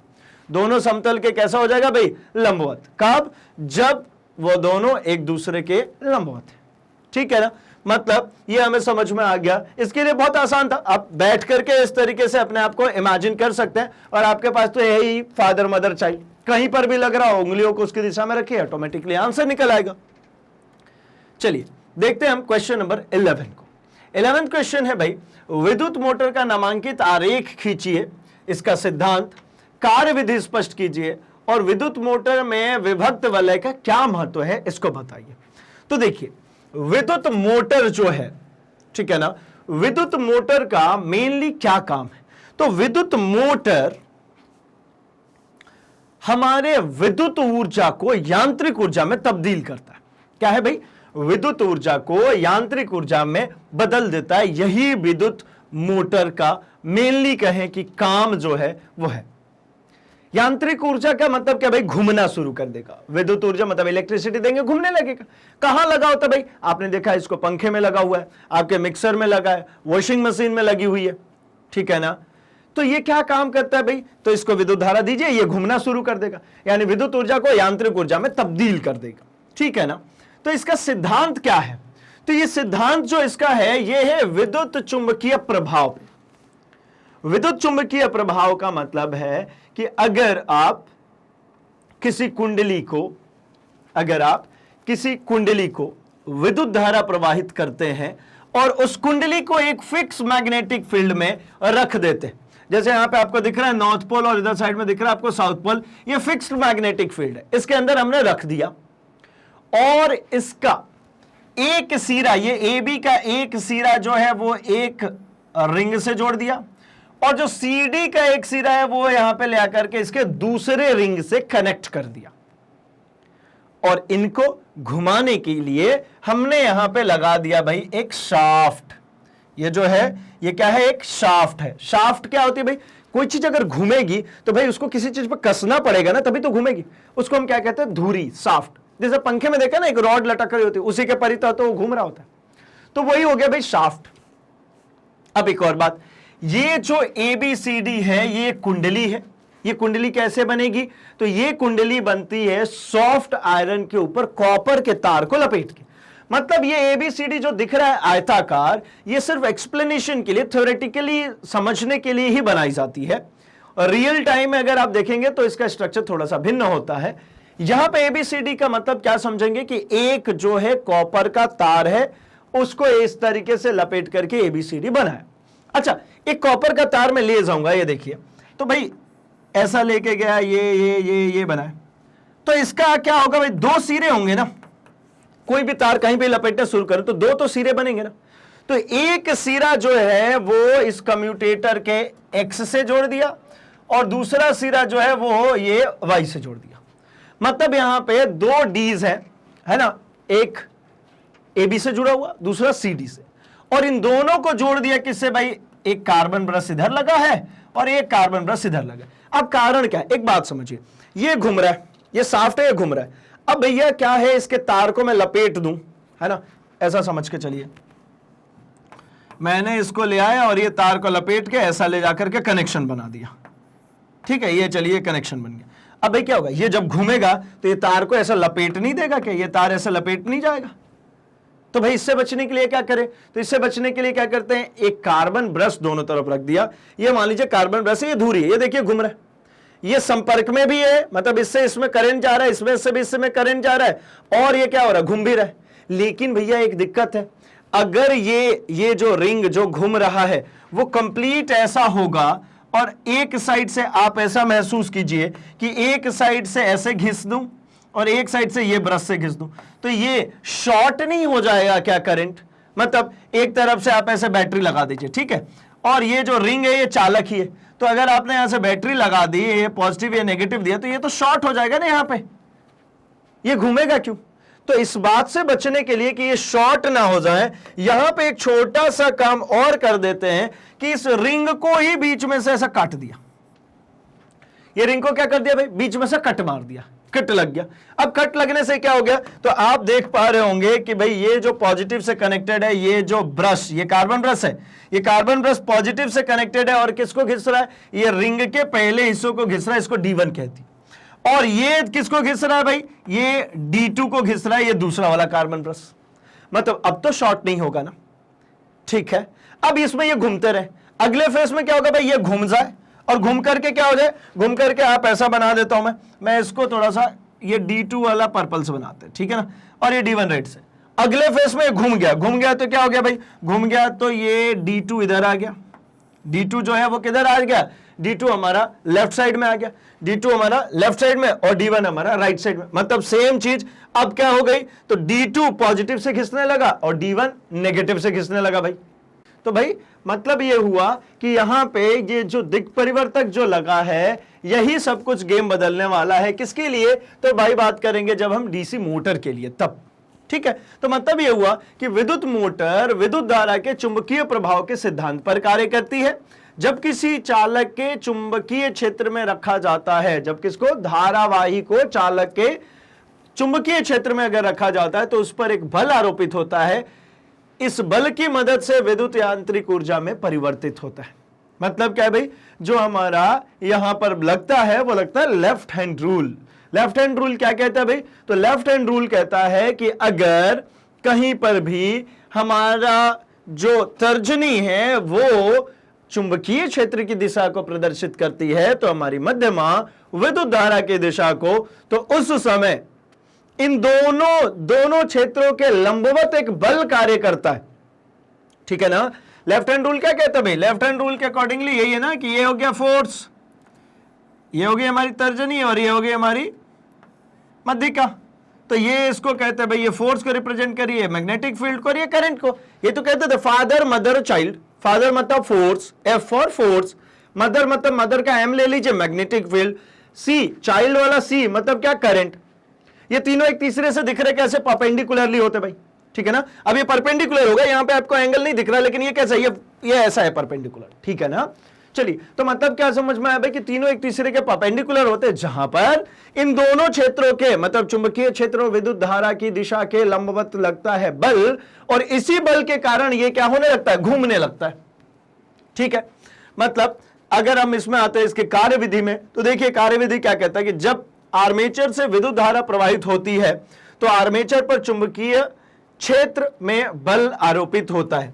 जब इसमें से इस आर्मेचर में से धारा प्रवाहित करेंगे तो इस पे क्या होगा भाई, चुंबकीय क्षेत्र में बल आरोपित होगा, ठीक है। आगे जरा बात कर लेते हैं। तो आगे भाई, चूंकि आर्मेचर के दोनों सिरों ए बी और सी डी में धारा की दिशा विपरीत होती है, अतः दोनों ही भुजाओं पर आरोपित बल बराबर किंतु विपरीत दिशा में कार्यरत होंगे। इस प्रकार के बल युग्म का निर्माण होता है। अच्छा, तो एक काम करते हैं ना, जरा इसको और हम देख लेते हैं कि भाई ये जो डायग्राम जो बना है इसमें चल कैसे रहा, मतलब जब धारा हम प्रवाहित करें तो हो क्या रहा है, ये लेफ्ट हैंड रूल कैसे इस्तेमाल करेंगे। तो देखिए यहां पे ये कह रहे हैं कि भाई ये नॉर्थ और साउथ पोल, ये चुंबकीय ध्रुव हो गया, यहां पर ये ए बी सी डी की एक आर्मेचर हो गई, जिसमें हमने अभी सीखा कि ये दो रिंग लगे हुए हैं और दोनों रिंग अलग अलग, दोनों रिंग के बीच में क्या लगा है, कट लगा हुआ है। अतः ये अलग अलग कार्बन ब्रशेस को घिस रहा है, एक एक्स को और एक वाई को, एक घिस रहा भैया एक्स को, दूसरा घिस रहा वाई को। अब यहां पे एक बात समझिए कि अब इसमें अगर करंट की दिशा ऐसी हो गई, करंट इस तरीके से अगर प्रवाहित किया जाता है, तो यहां पे मुझे पता है कि नॉर्थ से साउथ पोल की तरफ क्या है, चुंबक की दिशा। तो अगर यहां पे मैं ऐसा लिखूं, यदि धारा ए बी सी डी, कैसा, ए बी सी डी में प्रवाहित हो रही है, क्या कर दिया इसमें, प्रवाहित कर दिया, प्रवाहित हो रही है, तब एक काम कीजिए, यहां पे मुझे एक चीज दिख रहा है कि यहां पे चुंबकीय क्षेत्र उत्पन्न हो रहा है, तब यहां पे मुझे दिख रहा है कि यहां पे एक चुंबकीय क्षेत्र है और ये जो धारा प्रवाहित हो रही है इसमें लेफ्ट हैंड रूल लगाते हैं। तो मैंने ये बोला फादर, ये मदर, ये चाइल्ड, ये मैग्नेटिक फील्ड और ये करंट, जरा इन्हीं दोनों की बात करते हैं। किसमें बात करूं, तो मैं सिर्फ और सिर्फ बात करना चाह रहा हूं ये लेफ्ट वाले आर्म में। इसमें धारा देखिए किधर बह रही है, इसमें धारा ऊपर की तरफ बह रही है। तो लेफ्ट वाले आर्म में करंट की दिशा में इस उंगली को ओपन करता हूं तो करंट की दिशा में ये ऊपर होगी। अब मैं इसको चुंबक की दिशा में, तो चुंबक की दिशा ये देखिए करंट की दिशा में, ये चुंबक की दिशा में। तो अगर मैं थंब खोलूंगा तो थंब देखिए अंदर ही की तरफ खुलेगी। अंदर की तरफ खुलने का मतलब क्या हो गया भाई कि ये जो ए बी वाला सिरा है, ये ए बी वाला सिरा हमेशा नीचे जाएगा और ये सी डी वाला सिरा ऊपर आएगा, है ना। मतलब ऐसा अगर है, ये ए बी है और ये सी डी है, तो ये ऐसा घूम जाएगा, ठीक है। ये ए बी वाला सिरा, ये ए बी वाला सिरा अंदर जा रहा है, सी डी वाला सिरा ऐसे बाहर आएगा। तो मतलब क्या हुआ कि यहां पे लेफ्ट हैंड रूल लगा करके हमको यह पता चला कि अगर इसमें धारा प्रवाहित करेंगे तो इस चुंबकीय बल के कारण बल लगेगा ए बी वाले आर्म पे, जिसके कारण ए बी अंदर जाएगा, सी डी बाहर निकलेगा। जब ये बाहर निकलेगा तब एक और केस देखते हैं। मैं यहां पे एक और केस प्लॉट करता हूं। अगला केस ठीक इसी प्रकार, मतलब यही पूरा अरेंजमेंट, वही है नॉर्थ पोल है, ये हमारी वही साउथ पोल है, इसके बीच में जो आर्मेचर बना हुआ है सेम आर्मेचर अभी भी वही है। बस हुआ कुछ यूं है कि भाई इस बारी ये जो ए बी सी डी था वो ए बी राइट में पहुंच चुका है और सी डी लेफ्ट में आ चुका है। क्यों? क्योंकि ये आधा रोटेशन ऐसा था, अब ये घूम करके ऐसा आ गया, आधा रोटेशन हो गया। तो भाई इससे जुड़ा हुआ जो कम्यूटेटर होगा और एक कम्यूटेटर यहां पे जुड़ा हुआ है, इनसे जुड़े हुए दो ब्रशेस होंगे। इन दोनों ब्रशेस की भी बात कर लूं, ये एक ब्रश हो गया, एक ये ब्रश हो गया। इसको बाहर साइड से कनेक्ट भी कर दिया है ना, जो बैटरी से कनेक्ट किया वही बैटरी है, ये प्लस और ये माइनस, ठीक। अब क्या होगा, तो ये देखिए इसका नाम मैं दे देता हूं D2 और इसका मैं नाम दे देता हूं D1, ठीक है ना। उसका नाम क्या है D2 और इसका नाम दे देता हूं D1। अब D2 किससे कनेक्टेड है? CD से ना। तो ये D2 कहां आ गया, ये देखिए D2 आ गया CD के पास, और ये ब्रश का जो नाम था ये क्या था भाई, ये एक्स था और ये ब्रश का नाम वाई था। तो ये जो ब्रश है ये एक्स ब्रश है और ये वाला ब्रश वाई ब्रश है। तो अब देखिए D2 एक्स को घिसने लग गया। D2 किसको घिसने लग गया, एक्स को। यहां पे D1 घिस रहा था एक्स को। अगर यहां पे बात करते हैं तो यहां पर ये रहा एक्स और ये रहा वाई। तो ये D1 जो है ये एक्स को घिस रहा था, लेकिन जब ये राइट साइड में चला गया तो ये D1 को वाई घिसने लगा और D2 को एक्स।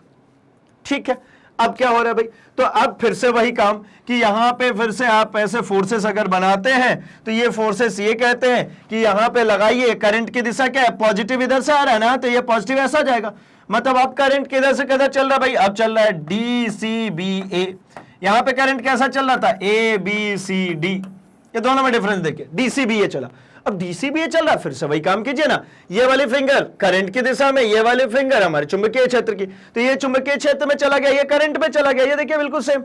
तो ये मेरा अंगूठा जो खुलेगा ये किसको बताएगा कि कुंडली किधर घूमेगी, बल की दिशा को। तो ये फिर से CD अंदर जाएगा और ये AB बाहर आएगा। अब क्या हो गया, CD अंदर गया, AB बाहर आया, तो फिर से ये स्थिति, AB आ गया किधर, अब AB हमारा आ गया लेफ्ट में और CD हमारा चला गया राइट में। फिर अब करंट की दिशा ABCD हो जाएगी। तो आधा रोटेशन ऐसे कंप्लीट होगा, आधा रोटेशन ऐसे कंप्लीट होगा। और ये DC है, इसीलिए देखिए हमेशा ये पॉजिटिव से कनेक्टेड है, X हमेशा पॉजिटिव है। अब चाहे इस X को घिसने के लिए D2 है या D1, ये हमेशा करंट अपने अंदर से ऐसा सप्लाई करेगा। और Y पे चाहे D1 आए या D2 आए, ये हमेशा करंट विड्रॉल करेगा। मतलब सिंपल है, मतलब साफ है कि भाई अगर कहीं पे चुंबकीय क्षेत्र है और विद्युत धारा प्रवाहित हो रही है तो उस कुंडली पे बल लगेगा, और बल की दिशा ज्ञात करने के लिए बाएं हाथ का नियम इस्तेमाल करेंगे। और इसी नियम के आधार पे हम यहां पे बता पा रहे हैं कि ये कुंडली किस तरीके से घूमेगी। तो मतलब ये कुंडली जो है वो ऐसा घूमना शुरू हो गई है ना, ये जो है ये वामावर्त दिशा में एंटी क्लॉकवाइज डायरेक्शन में ये कुंडली घूमना शुरू हो गई। ठीक है, यही सेम थिंग जो है वो हमने यहां पर एक एक पॉइंट करके लिखा हुआ है। क्या भाई, अब अगला यह बल युग्म जो बल युग्म इसमें लग रहा था, कौन सा बल युग्म, ये देखिए इस वाले आर्म पे ऊपर की तरफ, इस पे नीचे की तरफ। तो यह बल युग्म आर्मेचर में एक निश्चित दिशा में घूर्णन उत्पन्न करता है। अब निश्चित दिशा यहां पे क्या है, तो यहां पे ये दिख रहा है AB अंदर जाएगा और CD बाहर आएगा। C1 एंड C2 विभक्त बल है आर्मेचर के साथ। ये जो हमने यहां पे लिखा है ये D1 और D2, ठीक है ना, ये D's के नाम पे लिख दिया है। इसको सेम कर लेता हूं मैं, ये C1 और इसको कह देते हैं C2, यहां पे इसको C2 और ये हो जाएगा C1। ठीक है ना, सेम चीज। विभक्त बल है आर्मेचर के साथ गति करते हैं तथा प्रत्येक अर्ध घूर्णन के पश्चात इनका संपर्क B1 B2 से क्रमशः होता रहता है। जो ये ब्रशेस, जो यहाँ पे ब्रशेस जो लगी हुई हैं, इन ब्रशेस ये B1 और ये जो ब्रश है ये B2, इस ब्रश को कह लेते हैं B1 और ये जो ब्रश है ये B2। इन दोनों ब्रशेस से संपर्क होता रहता है ना, जिसके कारण AB एवं CD भुजाओं में धारा की दिशा ज्यों की त्यों बनी रहती। ये देखिए AB में हो या CD में हो, धारा की दिशा हमेशा ऊपर की तरफ बनी हुई है। अब B1 एवं B2 के संपर्क ब्रश कहते हैं। इसकी मदद से C1 और C2 द्वारा विद्युत धारा आर्मेचर में प्रवाहित होता है। जैसा कि मैंने सिखाया कि ये हो गया भाई हमारा ब्रश, ये हो गया हमारा आर्मेचर के लिए जो वो C1 C2 है, ये देखिए ये टच में है और इसके द्वारा विद्युत धारा प्रवाहित हो रही है। अगर इसको ट्विस्ट कर देते, ऐसा मोड़ देते तो उसको लपेट देता भाई। चलिए, तो मतलब हम यहां पे देख चुके कि भाई इसकी जो कार्यविधि है वो कार्यविधि किस प्रकार से, किस तरीके से ये कार्य करता है। तो यही था कि सिद्धांत पर आधारित है और इसकी कार्यविधि लिखिए। तो हमने सिद्धांत भी बता दिया और हमने इसकी कार्यविधि भी समझ ली।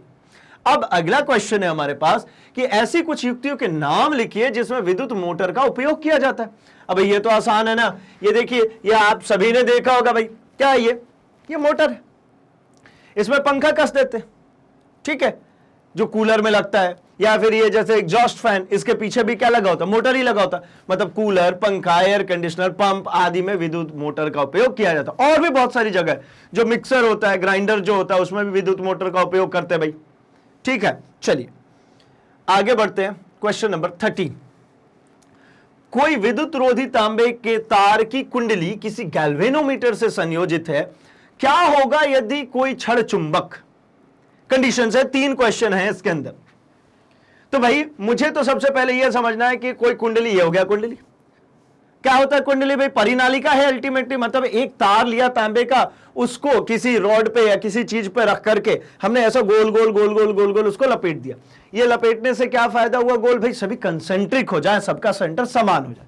जनरली जो विद्युत रोधी होता है उस तरीके के एलिमेंट पे लपेटते हैं, जैसे कांच का हो गया या फिर कागज का गत्ता हो गया, उसके ऊपर हम लपेटते हैं, ठीक है ना, ताकि मेटेलिक होगा तो भाई उसमें धारा प्रवाह हो सकती है, इसलिए तो हमने ऐसा लपेट दिया, ये परिनालिका बन गई। अब इसके अंदर क्या करें भाई? एक क्षण चुंबक लिया और इसको बाहर साइड में हमने क्या किया? हमने इसको बाहर साइड में एक गैल्वेनोमीटर के साथ में कनेक्ट कर दिया।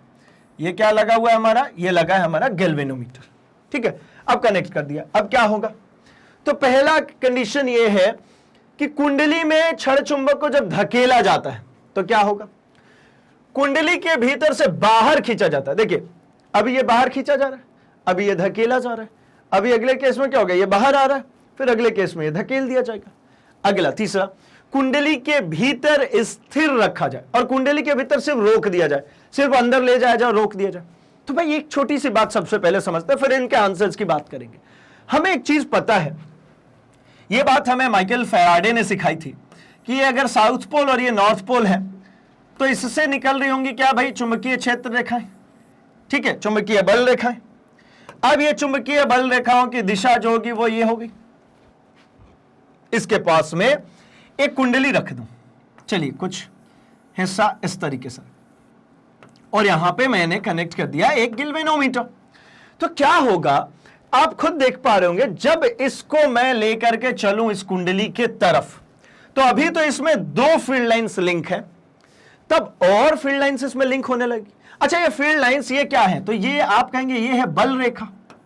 ये क्या है भाई? बल रेखा है। अब ये बल रेखाएं जब इसके अंदर जाकर के इंट्रोड्यूस होती हैं तो वो इस कुंडली के परितः ईएमएफ कॉज कराती है, ईएमएफ क्रिएट करती है, विद्युत वाहक बल क्रिएट कराती है। या और मैं सरल लैंग्वेज में कहूं तो इन दोनों के अलोंग यहां पे पोटेंशियल डिफरेंस क्रिएट कराती है, विभवांतर क्रिएट करती है। अब विभवांतर होगा तो भाई विद्युत धारा बहेगा। तो मतलब जब इसको इसके पास में ले जाएंगे आवेश शिफ्ट होंगे मतलब यहां पे विभवांतर होगा और इसमें प्रेरित धारा बहेगी। जब इसको पास ले जाएंगे तब भी प्रेरित धारा बहेगी। जब इसी चीज को मैं दूर ले जाऊंगा तो अभी तो देखिए दो लिंक हो रही है, दूर ले जाऊंगा तो ये दो भी लिंक नहीं होंगी। तो जिन आवेशों को बल लगा के आपने दाहिने तरफ शिफ्ट किया था ना, वो आवेश अब अपनी जगह पे आएंगे। तो आवेश प्रवाह जब जब होगा विद्युत धारा होगा। जब इस चुंबक को इसके पास ले जाएंगे बल लगेगा, इसके आवेशों को उधर आगे की तरफ शिफ्ट करेगा, आवेश शिफ्ट हो रहे हैं मतलब धारा बहेगी। जब इसको हटा देंगे तो जो आवेश इधर मैंने जबरदस्ती पहुंचाए थे वो अपनी जगह पे आ जाएंगे, फिर से धारा बहेगी। मतलब जब चुंबक को आगे पीछे गति कराया जाएगा तो धारा बहेगी। लेकिन जैसे अभी ये स्टैटिक कंडीशन है, बिल्कुल ऐसे फिक्स रख दिया, या यूं कहूं कि मैंने उठा करके, ऐसा भी नहीं, मैंने ऐसा काम किया, मैंने जो कंडीशन आखिरी दी जा रही है वो आखिरी कंडीशन कुछ इस प्रकार है कि मैंने इसके अंदर ही ले जाकर के रख दिया। तो क्या होगा भाई? ये इसका साउथ पोल, ये इसका नॉर्थ पोल, यहां से फील्ड लाइंस तो निकल रही हैं लेकिन परिवर्तित नहीं हो रही है। इसको रोक दिया, रख दिया, ये क्या बोले? भीतर स्थिर रखा जाता है, स्थिर कर दिया। तो अब कुंडली में जो फील्ड लाइंस है ना वो परिवर्तित नहीं हो रही, चेंज नहीं हो रही।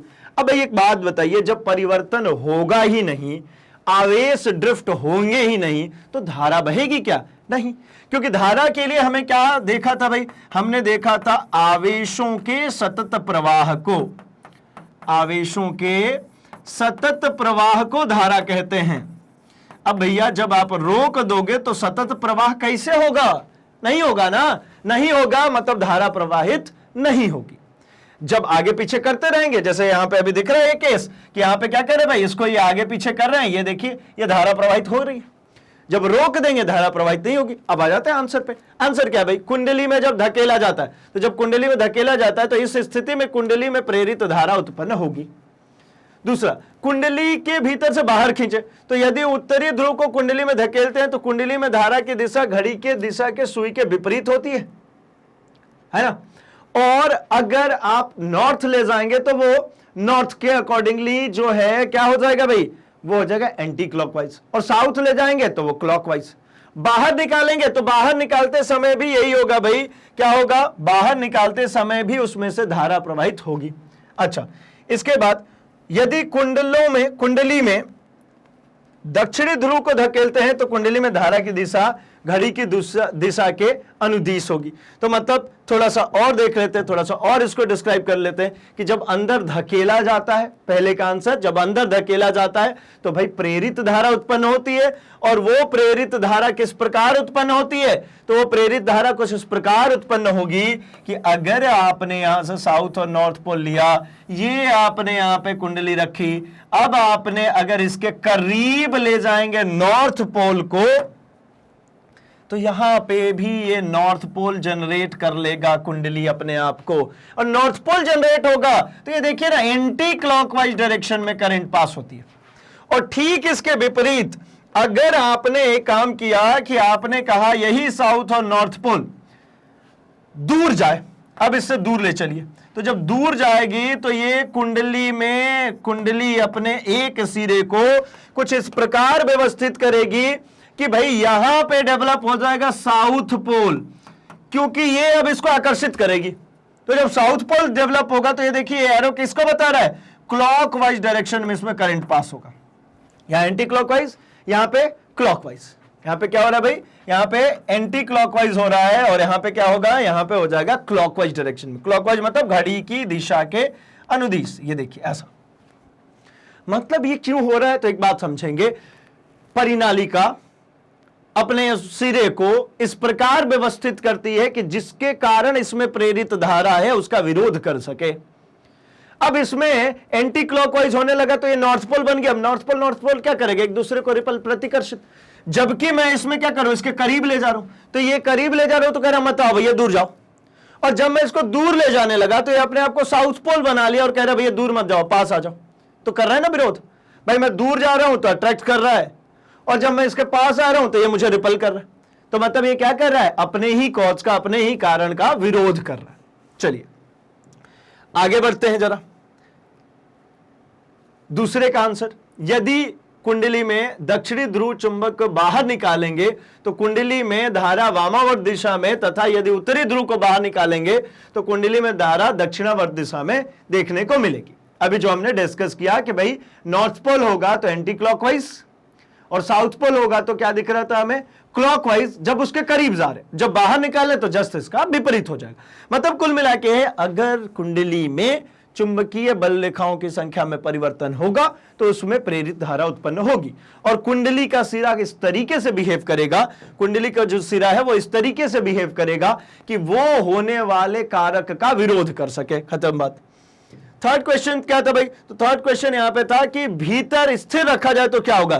तो भीतर स्थिर रखेंगे तो उसमें कोई भी धारा उत्पन्न नहीं होगी। यही तो चर्चा किया था भाई। जब परिवर्तन होगा, चुंबकीय क्षेत्र की मान में परिवर्तन होगा तो धारा परिवर्तित हो, प्रवाहित होगी, नहीं परिवर्तन होगा कुछ भी प्रवाहित नहीं होगी। तो ये हो गया भैया फिनिश। आगे बढ़ते हैं, क्वेश्चन नंबर 14 की बात करते हैं। 14 में कह रहे हैं दो वृत्ताकार कुंडली ए तथा बी एक दूसरे के निकट स्थित है। यदि कुंडली ए में विद्युत धारा में कोई परिवर्तन करें तो क्या कुंडली बी में विद्युत धारा प्रेरित होगी? मतलब अगर हमारे पास दो कुंडली है, ठीक है ना, जैसे यहां पे एक कुंडली हमारे पास थी, इसके पास में चुंबक ले जा रहे थे, चुंबकीय क्षेत्र उत्पन्न कर रही थी। अब हम इसी प्रकार से, ठीक इसी प्रकार से मैंने क्या किया, एक कुंडली इधर रखी है और एक कुंडली इधर रख ली। मैंने क्या कर लिया भाई? दो कुंडली रख ली, और दोनों कुंडलियों में अभी हम क्या करेंगे? विद्युत धारा प्रवाहित करेंगे। अब दोनों में विद्युत धारा प्रवाहित करने के लिए मुझे क्या करना पड़ेगा? तो भाई ये ऐसा मैं गोल सा रख लूंगा तो कुछ नहीं होगा, तो मैंने इसको क्या किया, इसको काट देते हैं। इसको क्या करते भाई? ये बीच से काट देते हैं, यहां पर भी बीच से काट देते हैं, ठीक है, गोलाकार ही है। अब दोनों जगहों पे धारा प्रवाहित करते हैं, ठीक है, पहले वाले में भी और दूसरे वाले में भी हम जरा धारा प्रवाहित करते हैं। तो भाई इसको कनेक्ट कर दिया जाए। क्या करूं मैं? इसको धारा दे देता हूं भाई, ऐसा इसको ले आए और ऐसा कनेक्ट कर देते हैं। अब इसमें धारा दिया है और मैं एसी दे रहा हूं ताकि ये इसमें परिवर्तित होती रहे। तो ये जब इस तरीके से इसमें बनेगा, है ना, तो यहां से चुंबकीय क्षेत्र उत्पन्न होंगे, इसके अंदर से चुंबकीय क्षेत्र जो है वो उत्पन्न होंगे। अब ये चुंबकीय क्षेत्र क्या होंगे भाई? तो जाकर के दूसरे वाले में लिंक हो जाएंगे। अब जो दूसरे वाले में चुंबकीय क्षेत्र लिंक होगा, और चूंकि इसमें एसी दिया है तो एक बार क्लॉकवाइज एक बार एंटी क्लॉकवाइज ऐसा ही चलेगा ना, ठीक है, जब यहां पे मैंने एसी करंट दी है तो एसी करंट कैसा चलता भाई, एसी ऐसे ही तो चलता है, ये जिगजैग जिगजैग, तो मतलब एक बार इसमें क्लॉकवाइज एक बार एंटी क्लॉकवाइज चलेगा। अब इसकी वजह से क्लॉकवाइज एंटी क्लॉकवाइज चलने की वजह से ये जो बल रेखाएं हैं इनकी दिशा परिवर्तित होती रहेगी, इनकी दिशा क्या होगी, इनकी दिशा परिवर्तित होगी। अब अगर इनकी दिशा परिवर्तित होगी और दूसरे कॉइल में जाकर के लग जाए तो ये दूसरा कॉइल, दूसरी जो कुंडली है, इसको चलिए मैं तो गैल्वेनोमीटर से जोड़ देता हूं ताकि भाई धारा बता सके।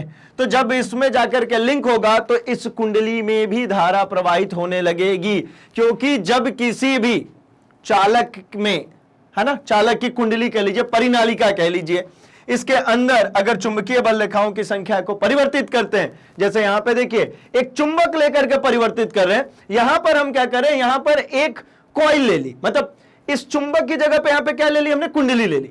अब ये कुंडली तो चुंबक की भांति ही व्यवहार करेगा ना, तो इससे निकलने वाली फील्ड लाइंस अगर इसमें लिंक होगी तो इसमें भी प्रेरित धारा उत्पन्न हो जाएगी। तो आंसर क्या हो गया भाई, हां प्रेरित धारा उत्पन्न होगी। कुंडली ए में धारा परिवर्तन के कारण ए से होकर गुजरने में चुंबकीय क्षेत्र रेखाओं की संख्या में परिवर्तन होने के कारण, इसके चुंबकीय क्षेत्र रेखाओं की संख्या में परिवर्तन होने के कारण बी में भी धारा प्रवाहित होने लगेगी भाई। ठीक, चलिए आगे बढ़ते हैं हम अपने अगले क्वेश्चन पे, क्वेश्चन नंबर 15 पे। निम्नलिखित की दिशा को निर्धारित करने वाला नियम लिखिए। क्या है भाई, तो देखिए, किसी विद्युत धारावाही सीधे चालक के चारों ओर चुंबकीय क्षेत्र, किसी चुंबकीय क्षेत्र में क्षेत्र के लंबवत स्थित विद्युत धारावाही सीधे चालक पर आरोपित बल, तथा तीसरी कंडीशन है किसी चुंबकीय क्षेत्र में किसी कुंडली के घूर्णन करने पर कुंडली में उत्पन्न प्रेरित विद्युत धारा। तो पहले का आंसर करते हैं कि धारावाही सीधे चालक में, एक ये धारावाही सीधा चालक है, इसमें चारों ओर जो चुंबकीय क्षेत्र उत्पन्न होता है उसको कैसे पता कर सकते हैं भाई, तो राइट हैंड थंब रूल, है ना, दाहिने हाथ के अंगूठे का नियम। यह अंगूठा लगाया किधर, विद्युत धारा की दिशा में, तो उंगलियों का घुमाव चुंबकीय क्षेत्र की दिशा को बताता है। ये देखिए, ये हो गया, ये धारा की दिशा अगर नीचे तो ये हो गई क्या, चुंबकीय क्षेत्र की दिशा। ये नीचे जाएगा तो ये देखिए ये कैसा, क्लॉकवाइज, और ये अगर करंट ऊपर जाएगा, अंगूठा ऊपर कर दिया तो ये कैसा चल रहा है, ये एंटी क्लॉकवाइज। तो चलिए क्या पता चला भाई, किसी विद्युत धारावाही सीधे चालक के चारों ओर चुंबकीय क्षेत्र की दिशा मैक्सवेल के दक्षिण हस्त नियम से निकाला जा सकता है। जो मैक्सवेल का दाहिने हाथ के अंगूठे का नियम था उससे निकाला जा सकता है। दूसरा क्वेश्चन है, किसी चुंबकीय क्षेत्र में क्षेत्र के लंबवत स्थित विद्युत धारावाही सीधे चालक पर आरोपित बल। ठीक है, तो भाई जब दूसरे नियम की बात करें तो दूसरा नियम, चुंबकीय क्षेत्र में धारावाही चालक पर बल की दिशा फ्लेमिंग के वाम हस्त नियम से निकाली जा सकती है। जो फ्लेमिंग का लेफ्ट हैंड रूल है उससे निकाला जा सकता है। और ये जो ऊपर लिखे हैं ये लिखा हुआ है मैक्सवेल के दक्षिण हस्त का दाहिने हाथ का नियम, जो अभी हमने डिस्कस किया। तो ये देखिए, चुंबकीय क्षेत्र में धारावाही चालक पर बल की दिशा फ्लेमिंग के लेफ्ट हैंड रूल नियम के अनुसार चलता है। और लेफ्ट हैंड रूल क्या है भाई, तो लेफ्ट हैंड रूल ये कहता है कि अगर मैं अपने बाएं हाथ की 3 उंगलियां, अंगूठा, तर्जनी और मध्यमा, तीनों को एक तीसरे के परपेंडिकुलर दिशा में रखूं तो इसमें जो थंब होगा वो बल की दिशा को निरूपित करेगा, जो तर्जनी होगी ये चुंबकीय क्षेत्र की दिशा को, और ये जो मेरा मध्यमा है ये विद्युत धारा की दिशा को निरूपित करेगा। याद करने के लिए कहते हैं फादर मदर चाइल्ड। भाई ये बार बार इसलिए रिपीट कर रहा हूं ताकि आपको कंप्लीटली ये याद रह जाए।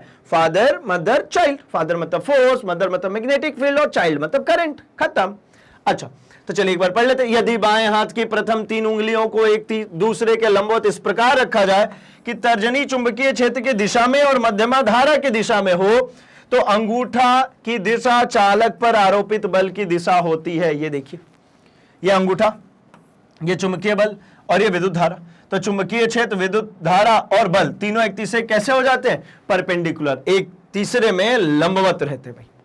ये बाएं हाथ का नियम, दाहिने हाथ का नियम, अंगूठे का नियम, ये सब क्यों बनाया, ताकि कहीं पर भी इसको अप्लाई करते समय हमको कोई कंफ्यूजन ना हो, लंबे समय तक याद रहे और इजीली इसको हम अप्लाई कर पाए।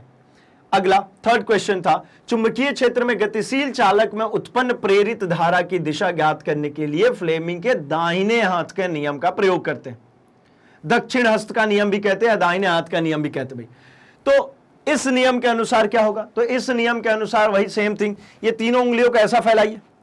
इस समय ये आपकी जो चालक है उसकी गति करने की दिशा को बता रहा है, मतलब ये गति हो गया, ये अभी भी चुंबकीय क्षेत्र है। अब ये धारा तो है लेकिन इस बार ये प्रेरित धारा हो गई और ये गति कर रहा है, इसको बल के जरिए ही समझ लीजिए, मतलब जिधर बल लगता है उधर ही गति ना, जैसे लेफ्ट हैंड रूल में आता है, इसको फोर्स कह रहे थे, इसमें अब उसको गति कह रहे, मतलब इधर मोशन हो गया, ये मैग्नेटिक फील्ड हो गया और ये हो गई हमारी इंड्यूस्ड करंट, ये हमारा गति, ये चुंबकीय क्षेत्र और ये हो जाता है हमारा प्रेरित धारा। तो क्या कह रहे हैं भाई इसमें दाहिने हाथ के नियम में, इस नियम के अनुसार यदि दाहिने हस्त के प्रथम 3 उंगलियों को एक दूसरे के लंबवत रखा जाए तब तर्जनी चुंबकीय क्षेत्र की दिशा एवं अंगूठा चालक में गति की दिशा को दर्शाता है, तब चालक में प्रेरित धारा की दिशा जो मध्यमा होती है, जो ये मिडिल फिंगर होती है, ये डिनोट करती है थंब मोशन, ये मैग्नेटिक फील्ड और ये करंट।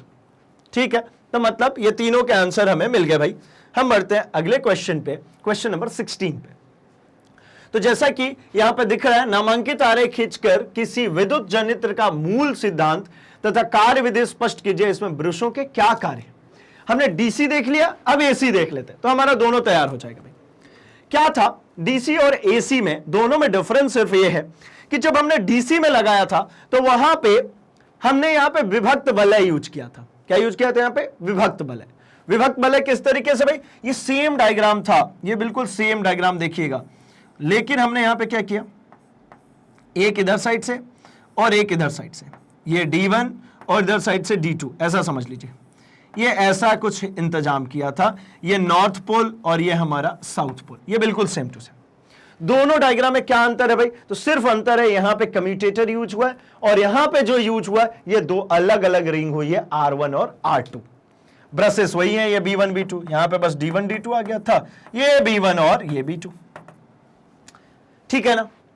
अब दूसरा अंतर, तो भाई इसमें जो बाएं हाथ का नियम लगता था, क्योंकि यहां पे मुझे विद्युत धारा की दिशा पहले से पता है और चुंबकीय क्षेत्र की दिशा भी पहले से पता है, मुझे यहां पे क्या पता करनी थी, तो इसमें गति करवाना था, यांत्रिक ऊर्जा मिलनी थी, तो मैंने वहां पे क्या निकाला, बल मुझे फाइनली एज अ रिजल्ट मिला। इसको क्यों बनाया, जनरेटर है ना, तो जनरेटर होने का मतलब तो ये हो गया ना भाई कि ये विद्युत धारा उत्पन्न करेगा, मतलब मुझे यहां क्या क्या पता होगा। तो चुंबकीय क्षेत्र की दिशा तो देखिए पहले से पता है, कैसे पता हो गई, तो भाई ये चुंबक का नॉर्थ पोल है और इधर साइड में साउथ पोल लगा है, तो ये फिक्स हो गई बात ना कि नॉर्थ से साउथ की तरफ चुंबकीय क्षेत्र जाएगा। अब जो नहीं पता है वो क्या है भाई, तो वो है धारा की दिशा नहीं पता है। तो मतलब यहां पे दो चीजें, चुंबकीय क्षेत्र पता है और बल की दिशा पता है, क्योंकि मैं जनरेटर बना रहा हूं, मतलब इसको क्या दूंगा, ये यांत्रिक ऊर्जा दूंगा इसको और ये विद्युत ऊर्जा में मुझे कन्वर्जन देगा। मैं इसको दूंगा इनपुट यांत्रिक ऊर्जा, मतलब मैं ऐसा कहूं कुछ, तो मैं यहां पे क्या लगा दूंगा, मैं यहां पे एक ऐसा हैंडल लगा देता हूं, है ना, एक इस तरीके से क्या लगा दिया, एक हैंडल। ठीक है, ये एसी शाफ्ट से कनेक्ट करके अब ये हैंडल ऐसा ऐसा ऐसा ऐसा घुमाऊंगा, या फिर मैं ऐसा उल्टा घुमाऊंगा। कुल मिला जुला करके मुझे क्या करना है, इस एबीसीडी को घुमाव देना है, एबीसीडी को गति देना है। अगर इस एबीसीडी आर्मेचर को गति दूंगा तो भाई मुझे वहां पे इस कुंडली के गति करने की दिशा पता होगी, मतलब मोशन की दिशा पता होगी। मोशन पता है, मैग्नेटिक फील्ड पता है, तो ये अब पता करना है ये करंट किस दिशा में चलेगा।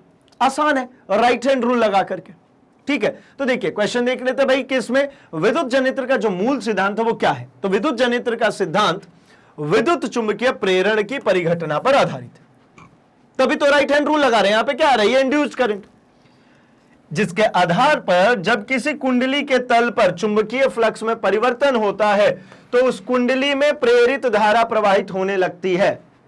क्या कहना चाह रहे हैं, ये नॉर्थ पोल से साउथ पोल की तरफ ये बहुत सारी चुंबकीय क्षेत्र रेखाएं होंगी। जब इस कुंडली को इसमें ऐसा ऐसा करके घुमाएंगे, देखिए ये कंडीशन होगी तो इसमें ज्यादा से ज्यादा ये फील्ड लाइंस आएंगी। जब ऐसा आ जाएगा तो कोई फील्ड लाइन नहीं आएगी, इधर से और इधर से क्रॉस हो जाएगी। ठीक है ना, जब बिल्कुल कुंडली ऐसे खड़े पर होगा तो ज्यादा से ज्यादा फील्ड लाइंस आएंगी, जब ऐसा हो जाएगा तो कुछ भी नहीं आ रही है। मतलब कहने का यह है कि जब ऐसा, देखिए ऐसा आप समझ के चलिए, इधर से कोई चीज आ रही है, इधर की तरफ जा रही है। ठीक है ना, इसको समझने का एक और अच्छा सा तरीका समझाता हूं। कूलर से हवा आ रही है, क्या कह रहा हूं मैं, कूलर से ऐसी हवा आ रही है। आपको मैंने कहा एक थर्माकोल की सीट लेकर के इसके सामने खड़े हो जाइए। अब कूलर से ऐसी हवा आ रही है, मैंने थर्माकोल की सीट ऐसे पकड़ी है, ऐसे चौकोर में ऐसे सीट पकड़ के खड़ा। अब क्या होगा भाई, पूरी हवा रोक रहा हूं, मतलब पूरा बल लग रहा है। अब मैंने क्या किया, थर्माकोल की शीट को ऐसा शीट ऐसा रखा था, पूरी हवा इस पर रुक रही है। अब मैंने इसको धीरे धीरे घुमाना शुरू कर दिया, तो भाई कुछ हवा अब कट के इधर जाने लगेगी ना, पूरा बल अब तो नहीं लगेगा। और थर्माकोल की शीट अब ऐसी होगी, अब तो कोई बल नहीं लगेगा, इधर से निकल जाएगी भाई। फिर ऐसा करने लगे, मतलब इस पर बल रेखाओं की संख्या बढ़ने लगी, ये अधिकतम हो गई।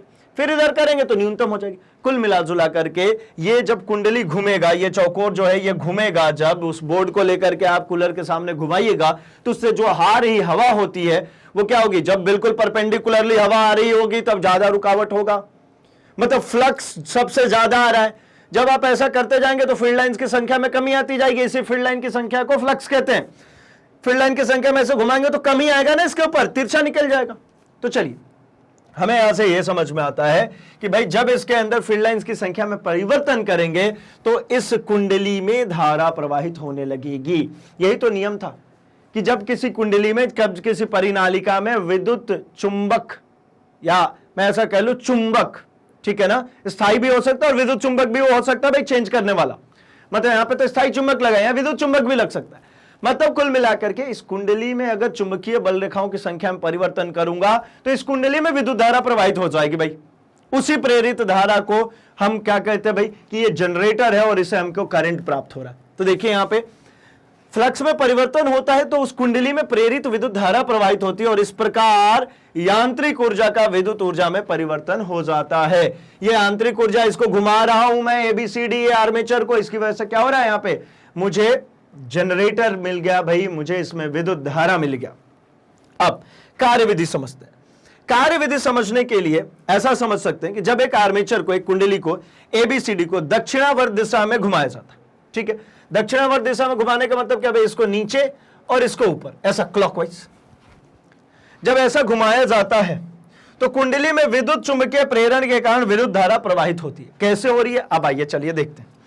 तो भाई यहां पे मुझे कुछ बातें समझ में आती हैं, उनको मैं जरा चिन्हित कर लूं। तो यहां से यहां तक चुंबकीय क्षेत्र, दूसरे कलर से बनाते भाई थोड़ा सा दिखे। यहां पे हमारा जो है, यहां से यहां तक फील्ड लाइंस चली गई, ये गई। ये कौन सी है भाई, परमानेंट चुंबक। ये नॉर्थ और साउथ पोल, मतलब ये दो चुंबक लगे हैं। इसके बीच में ये एबीसीडी क्या लगी है, कुंडली, जिसके एबी आर्म को कनेक्ट किया है किसने, इस R1 रिंग ने। ये दो रिंग है अलग अलग, किसने कनेक्ट किया, एबी को भाई R1 ने। कौन घिस रहा है इसको, B1। और CD देखिए यहां से ये बाहर आ गई भाई, और किससे कनेक्ट हो गई, B2 से, है ना, मतलब R2 से कनेक्टेड है और घिस रहा है B2। ब्रश क्या होता है कि जो ये दो वायर आ रही है, इसको अगर मैंने यहां पे टाइटली कस दिया, ऐसे तार में लपेट दिया, तो ये तो घुमा देगा। तो इसलिए ऐसा रखते हैं कि इसमें घिसता रहे। घिसने से क्या होगा भाई कि करंट की सप्लाई भी बनी रहेगी। ये देखिए ब्रश इसको घिस रहा है, घिसने से क्या हो रहा है, करंट की सप्लाई भी बनी हुई है और तार लपेटे में भी नहीं आ रहा। बाहर साइड से उठा करके गैल्वेनोमीटर से सर्किट को कंप्लीट कर दिया। अब इस केस में कह रहे हैं कि भाई इसको दक्षिणावर्त दिशा में घुमाना है। दक्षिणावर्त दिशा में घुमाने का मतलब क्लॉकवाइज, यानी एबी वाले फील्ड को ऊपर ले जाना है और ये सीडी वाले को अंदर। ये सीडी वाला किधर जाएगा भाई, ये अंदर की तरफ जाएगा। अब इस केस में जरा समझते हैं क्या होगा। राइट हैंड रूल अप्लाई करता हूं मैं। राइट हैंड रूल कहता है, अभी ये जो करंट की दिशा लगी हुई है ये हमें नहीं पता, अभी हम एक स्टेप पहले ही हैं भाई। ये चुंबकीय क्षेत्र इधर है, मतलब ये है चुंबक की दिशा, ये चुंबक की दिशा हो। अब ये चुंबक की दिशा हो गई, तो अब कह रहा है कि ए बी फेस ऊपर करना है, तो ये अंगूठा ऊपर चला जाएगा। ए बी फेस किधर है, ऊपर है, तो देखिए अंगूठा ऊपर चला गया। ये किधर चली गई, ये चुंबक की दिशा में। अब ये तीसरी उंगली बची है, तीसरी उंगली को चलिए खोल देते, तो खोले तो किधर मिला, ये करंट इधर मिला, ठीक है ना। अगर मैं इसमें देखूं तो ये देखिए, ये इसके फील्ड में ये बी आ गई बाहर की तरफ, तो करंट किधर जा रहा है, ऊपर की तरफ। करंट ऊपर मतलब किधर, करंट जा रहा है ए से बी की तरफ, और इधर से सी से डी होता हुआ वापस से इस B2 के जरिए, वापस से इसके जरिए वापस आके घूम गया। ये हो गया भैया कंप्लीट। ये हो गई हमारी जो आर्मेचर है उसके ऊपर लगाया गया बल, जो मैंने इसको घुमाया कुंडली को, उसके कारण फ्लक्स में चेंज हुआ और इसमें प्रेरित धारा बह गई। अगला केस, अगले केस में क्या होगा कि यही चीज घूम करके आधा रोटेशन कंप्लीट करके ये जो आर्मेचर है उसका CD वाला हिस्सा जो है, CD वाला जो हिस्सा वो लेफ्ट में आ गया और AB वाला जो हिस्सा है वो राइट में चला गया।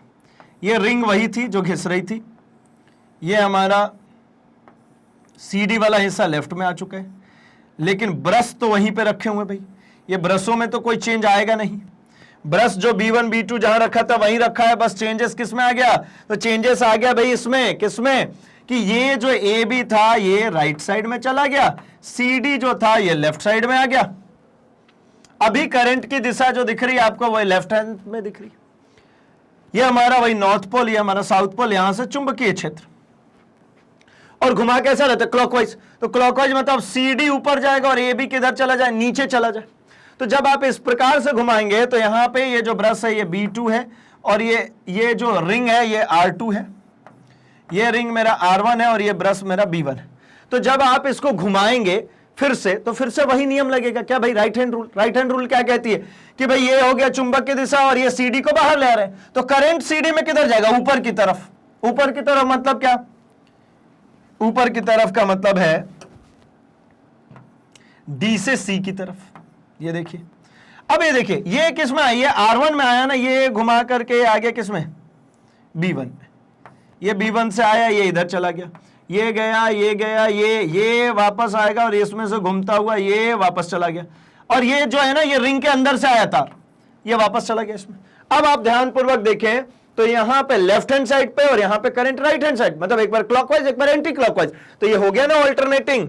एसी का मेन क्या था भाई, एसी कहते ही किसको थे, एसी इसी को तो कह रहे थे, किसको, कि भाई जो ऑल्टर करे। ऑल्टर मतलब ये देखिए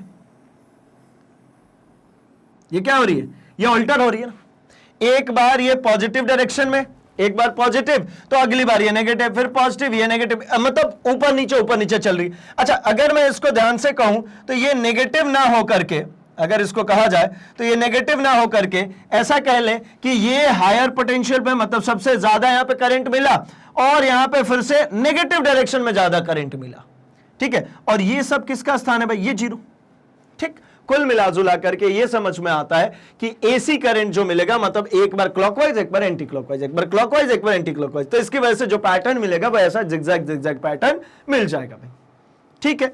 चलिए, तो मतलब हमें समझ में आ गया भाई कि एसी जनरेटर किस तरीके से कार्य करता है, किन सिद्धांतों पर आधारित है, ठीक है। अब हम बात कर लेते हैं इसके ब्रश के कार्य को, ठीक है ना। ये जो स्टेटमेंट आपके सामने है बिल्कुल सेम है जो हमने अभी डिस्कस किया, कि वो आधा रोटेशन जो है वो कंप्लीट करेगा, ए बी लेफ्ट में होगा तब, और ए बी राइट में चला जाएगा, सी डी लेफ्ट में आ जाएगा, तो आधा रोटेशन वहां पे कंप्लीट हो जाएगा। अब इन जगहों पे ये जो ब्रश है उसका क्या काम था, तो ब्रश का मेनली काम ये था कि भाई यहां पे घिसेगा, ये रिंग के ऊपर क्या करना है, इसको घिसना है। ये क्यों घिस रहा है, क्योंकि अगर ये घिसेगा नहीं तो करंट सप्लाई कैसे होगा।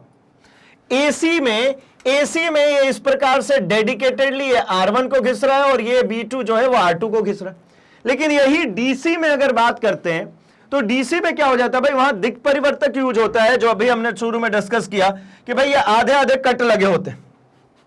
मतलब यहां पे जो एक रिंग पूरा दिख रहा है वो यहां पे पूरा एक रिंग ना हो करके यहां पर क्या हो जाता है भाई, यहां पे वही चीज ये पूरी रिंग और बीच में से इसको काट दीजिए और इसके फिर से दोनों तरफ ब्रशेस लगा दीजिए।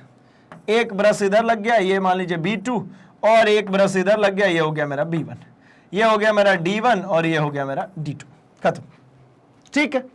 तो ये डिफरेंसेस होते हैं दोनों में, बेसिकली एसी और डीसी में। लेकिन ब्रश का यहां पर भी काम क्या था, इसको घिसना था, ये रिंग को, यहां पर भी क्या काम था, रिंग को घिसना है भाई। तो मतलब देखिए, दिष्ट धारा अर्थात डीसी जिसमें समय के साथ दिशा में परिवर्तन नहीं होता, प्राप्त करने के लिए विभक्त वलय प्रकार के दिक् परिवर्तक का उपयोग किया जाता है। इस व्यवस्था के साथ एक ब्रश सदैव ही उस भुजा के संपर्क में रहता है जो चुंबकीय क्षेत्र में ऊपर की ओर गति करता है, जबकि दूसरा ब्रश जो है वो सदैव नीचे की ओर गति करने वाली भुजा के साथ संपर्क में रहता है। मतलब एक इसमें एसी में बात करते हैं तो एक हमेशा ये CD से कनेक्टेड है, एक AB से, और जब डीसी में बात करते हैं तो यही चीज एक बार D1 से कनेक्टेड होती है और एक बार D2 से। लेकिन इसका मुख्य कार्य क्या है, करंट सप्लाई करना, विद्युत धारा प्रवाहित करना, ठीक है। मतलब हम विभक्त वाले दिक् परिवर्तक में परिवर्तक की कार्य प्रणाली, विद्युत मोटर जो था, जो विद्युत मोटर हमने देखा था, वहां पे अध्ययन कर चुके हैं भाई, उसमें हम देखे अभी जस्ट इसी के पहले जो क्वेश्चन आया था वहां पे, तो उस प्रकार के जनरेटर को डीसी जनरेटर कहते हैं और इसको एसी। तो दोनों में भैया कंपैरिजन भी हो गया। चलिए आगे बात कर लेते हैं हम। किसी विद्युत परिपथ में लघु पतन कब होता है? लघु पतन का मतलब क्या होता है भाई? शॉर्ट सर्किट हो जाना, ठीक है ना। लघु पतन का क्या मतलब है? Short circuit. अच्छा, ये शॉर्ट सर्किट क्या होता है?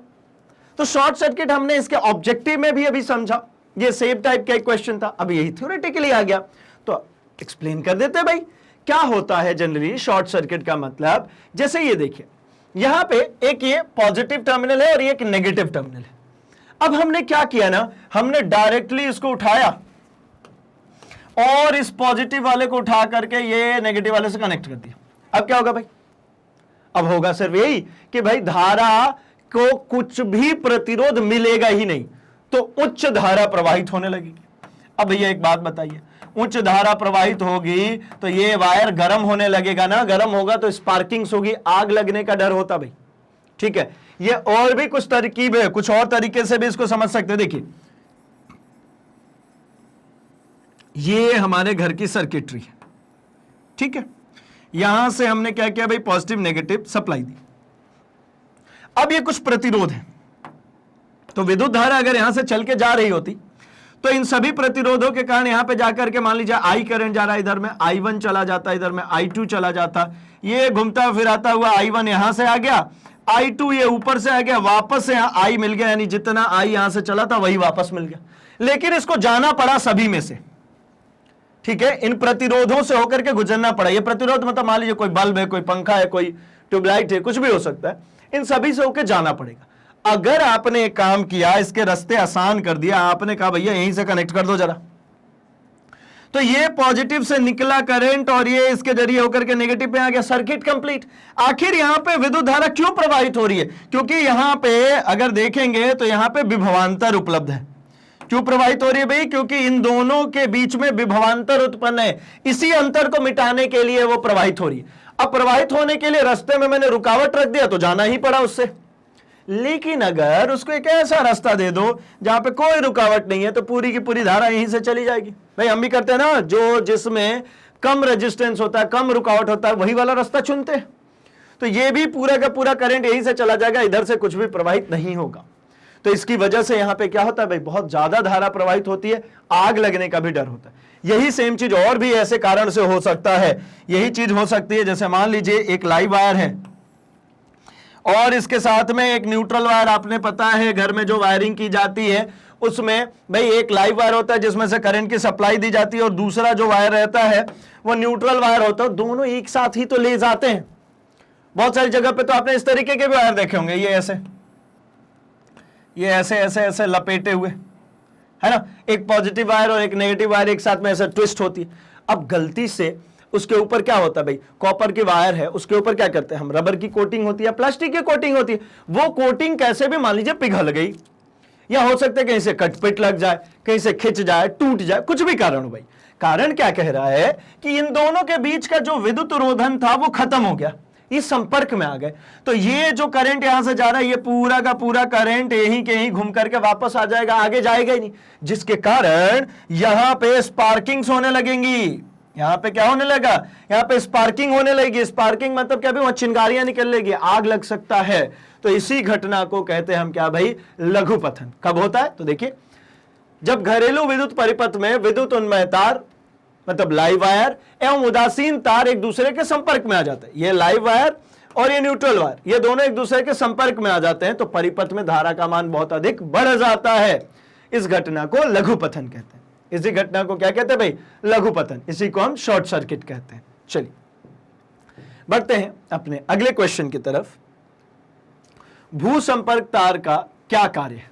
धातु के आवरण वाले विद्युत साधित्रों को भू संपर्कित करना क्यों आवश्यक है? भू संपर्क करने का मतलब ग्राउंड करने की बात करें भाई, ग्राउंड करना, या फिर कहते हैं जिसको अर्थिंग करना, अर्थ प्रोवाइड करना। क्यों करते हैं इसको? तो एक बात समझिए थोड़ा सा, आपके घर में जो सर्किटरीज लगी हुई हैं उसमें आपने सॉकेट देखा होगा, ऐसा एक यहां बड़ा सा होता है और एक ऐसा ये।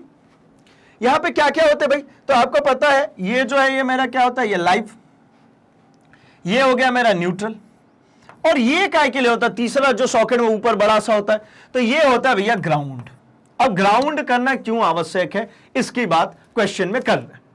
तो भाई ग्राउंड करना इसलिए आवश्यक है कि सपोज मान लीजिए कि एक कुछ भी उपकरण है, ये कोई उपकरण है, इसमें क्या हुआ, हम एक लाइव वायर ले आए, ये चलाया, अब किसी कारणवश कहीं पे कट लग गया और ये करंट इसमें फैलने लग गया, और ये जो बॉडी है ये किसकी है, मेटल की, मतलब धातु की।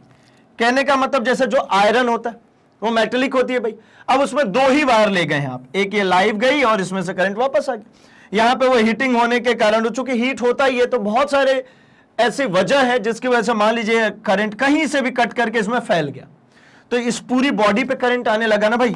ये जो पूरी जो बॉडी है इसमें क्या हो गया, इसमें पूरा चारों तरफ सब करंट फैल चुका है।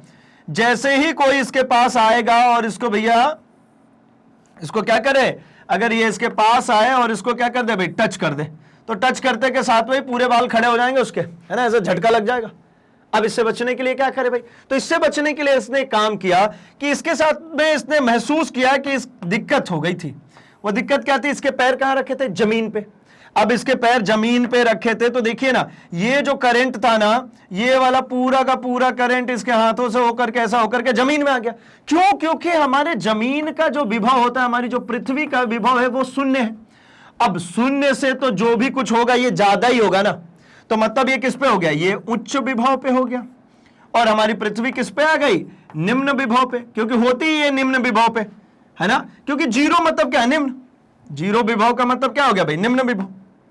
अब क्या होगा, ये इसको भैया झटका लग गया। अब इससे बचने के लिए इसने एक उपाय ढूंढा।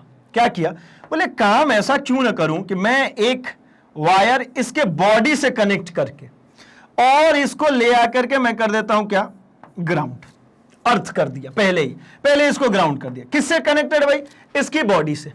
अब क्या हुआ कि अभी भी इसमें करंट फैल रहा है, लेकिन चूंकि हमारी बॉडी का, हमारे शरीर का प्रतिरोध ज्यादा होगा as compare to this wire.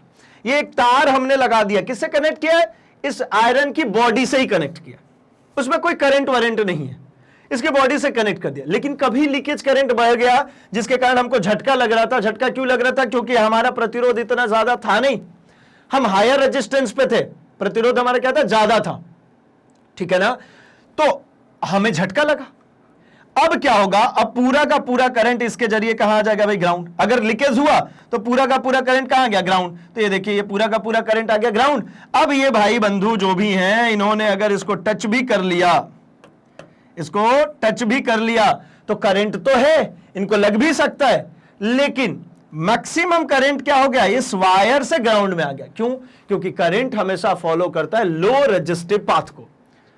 Current, विद्युत धारा किसको फॉलो करता है भाई, जिसका प्रतिरोध कम होगा उसी रास्ते को। तो मेरे शरीर से जाने में तो प्रतिरोध ज्यादा था, इस वायर से जाने में प्रतिरोध कम था, इसीलिए इसको भू संपर्कित करना आवश्यक है। इसीलिए ये वाला जो वायर होता है इसको क्या करते हैं, ग्राउंड में कनेक्ट कर देते हैं। ये देखिए ले गए यहाँ पे, ये ले आकर के पृथ्वी के नीचे, पृथ्वी में मतलब ऐसा कह सकते हैं भूमि में कुछ नीचे ले जाकर के एक मेटल की रॉड गाड़ दी जाती, उससे कनेक्ट कर दिया। इससे फायदा क्या मिल गया, तो इससे फायदा मिल गया कि हमें ये जो लीकेज करंट के कारण हमको झटके लग रहे थे वो नहीं लगेंगे। तो मतलब किसी विद्युत उपकरण के धात्विक भाग को तार की मदद से पृथ्वी से संपर्क करने वाले तार को ही भू संपर्क तार कहते हैं। यह तार सुरक्षा यंत्र के रूप में विद्युत परिपथ में उपयोग में लाया जाता है। ये सुरक्षा ही प्रदान कर रहा है ना।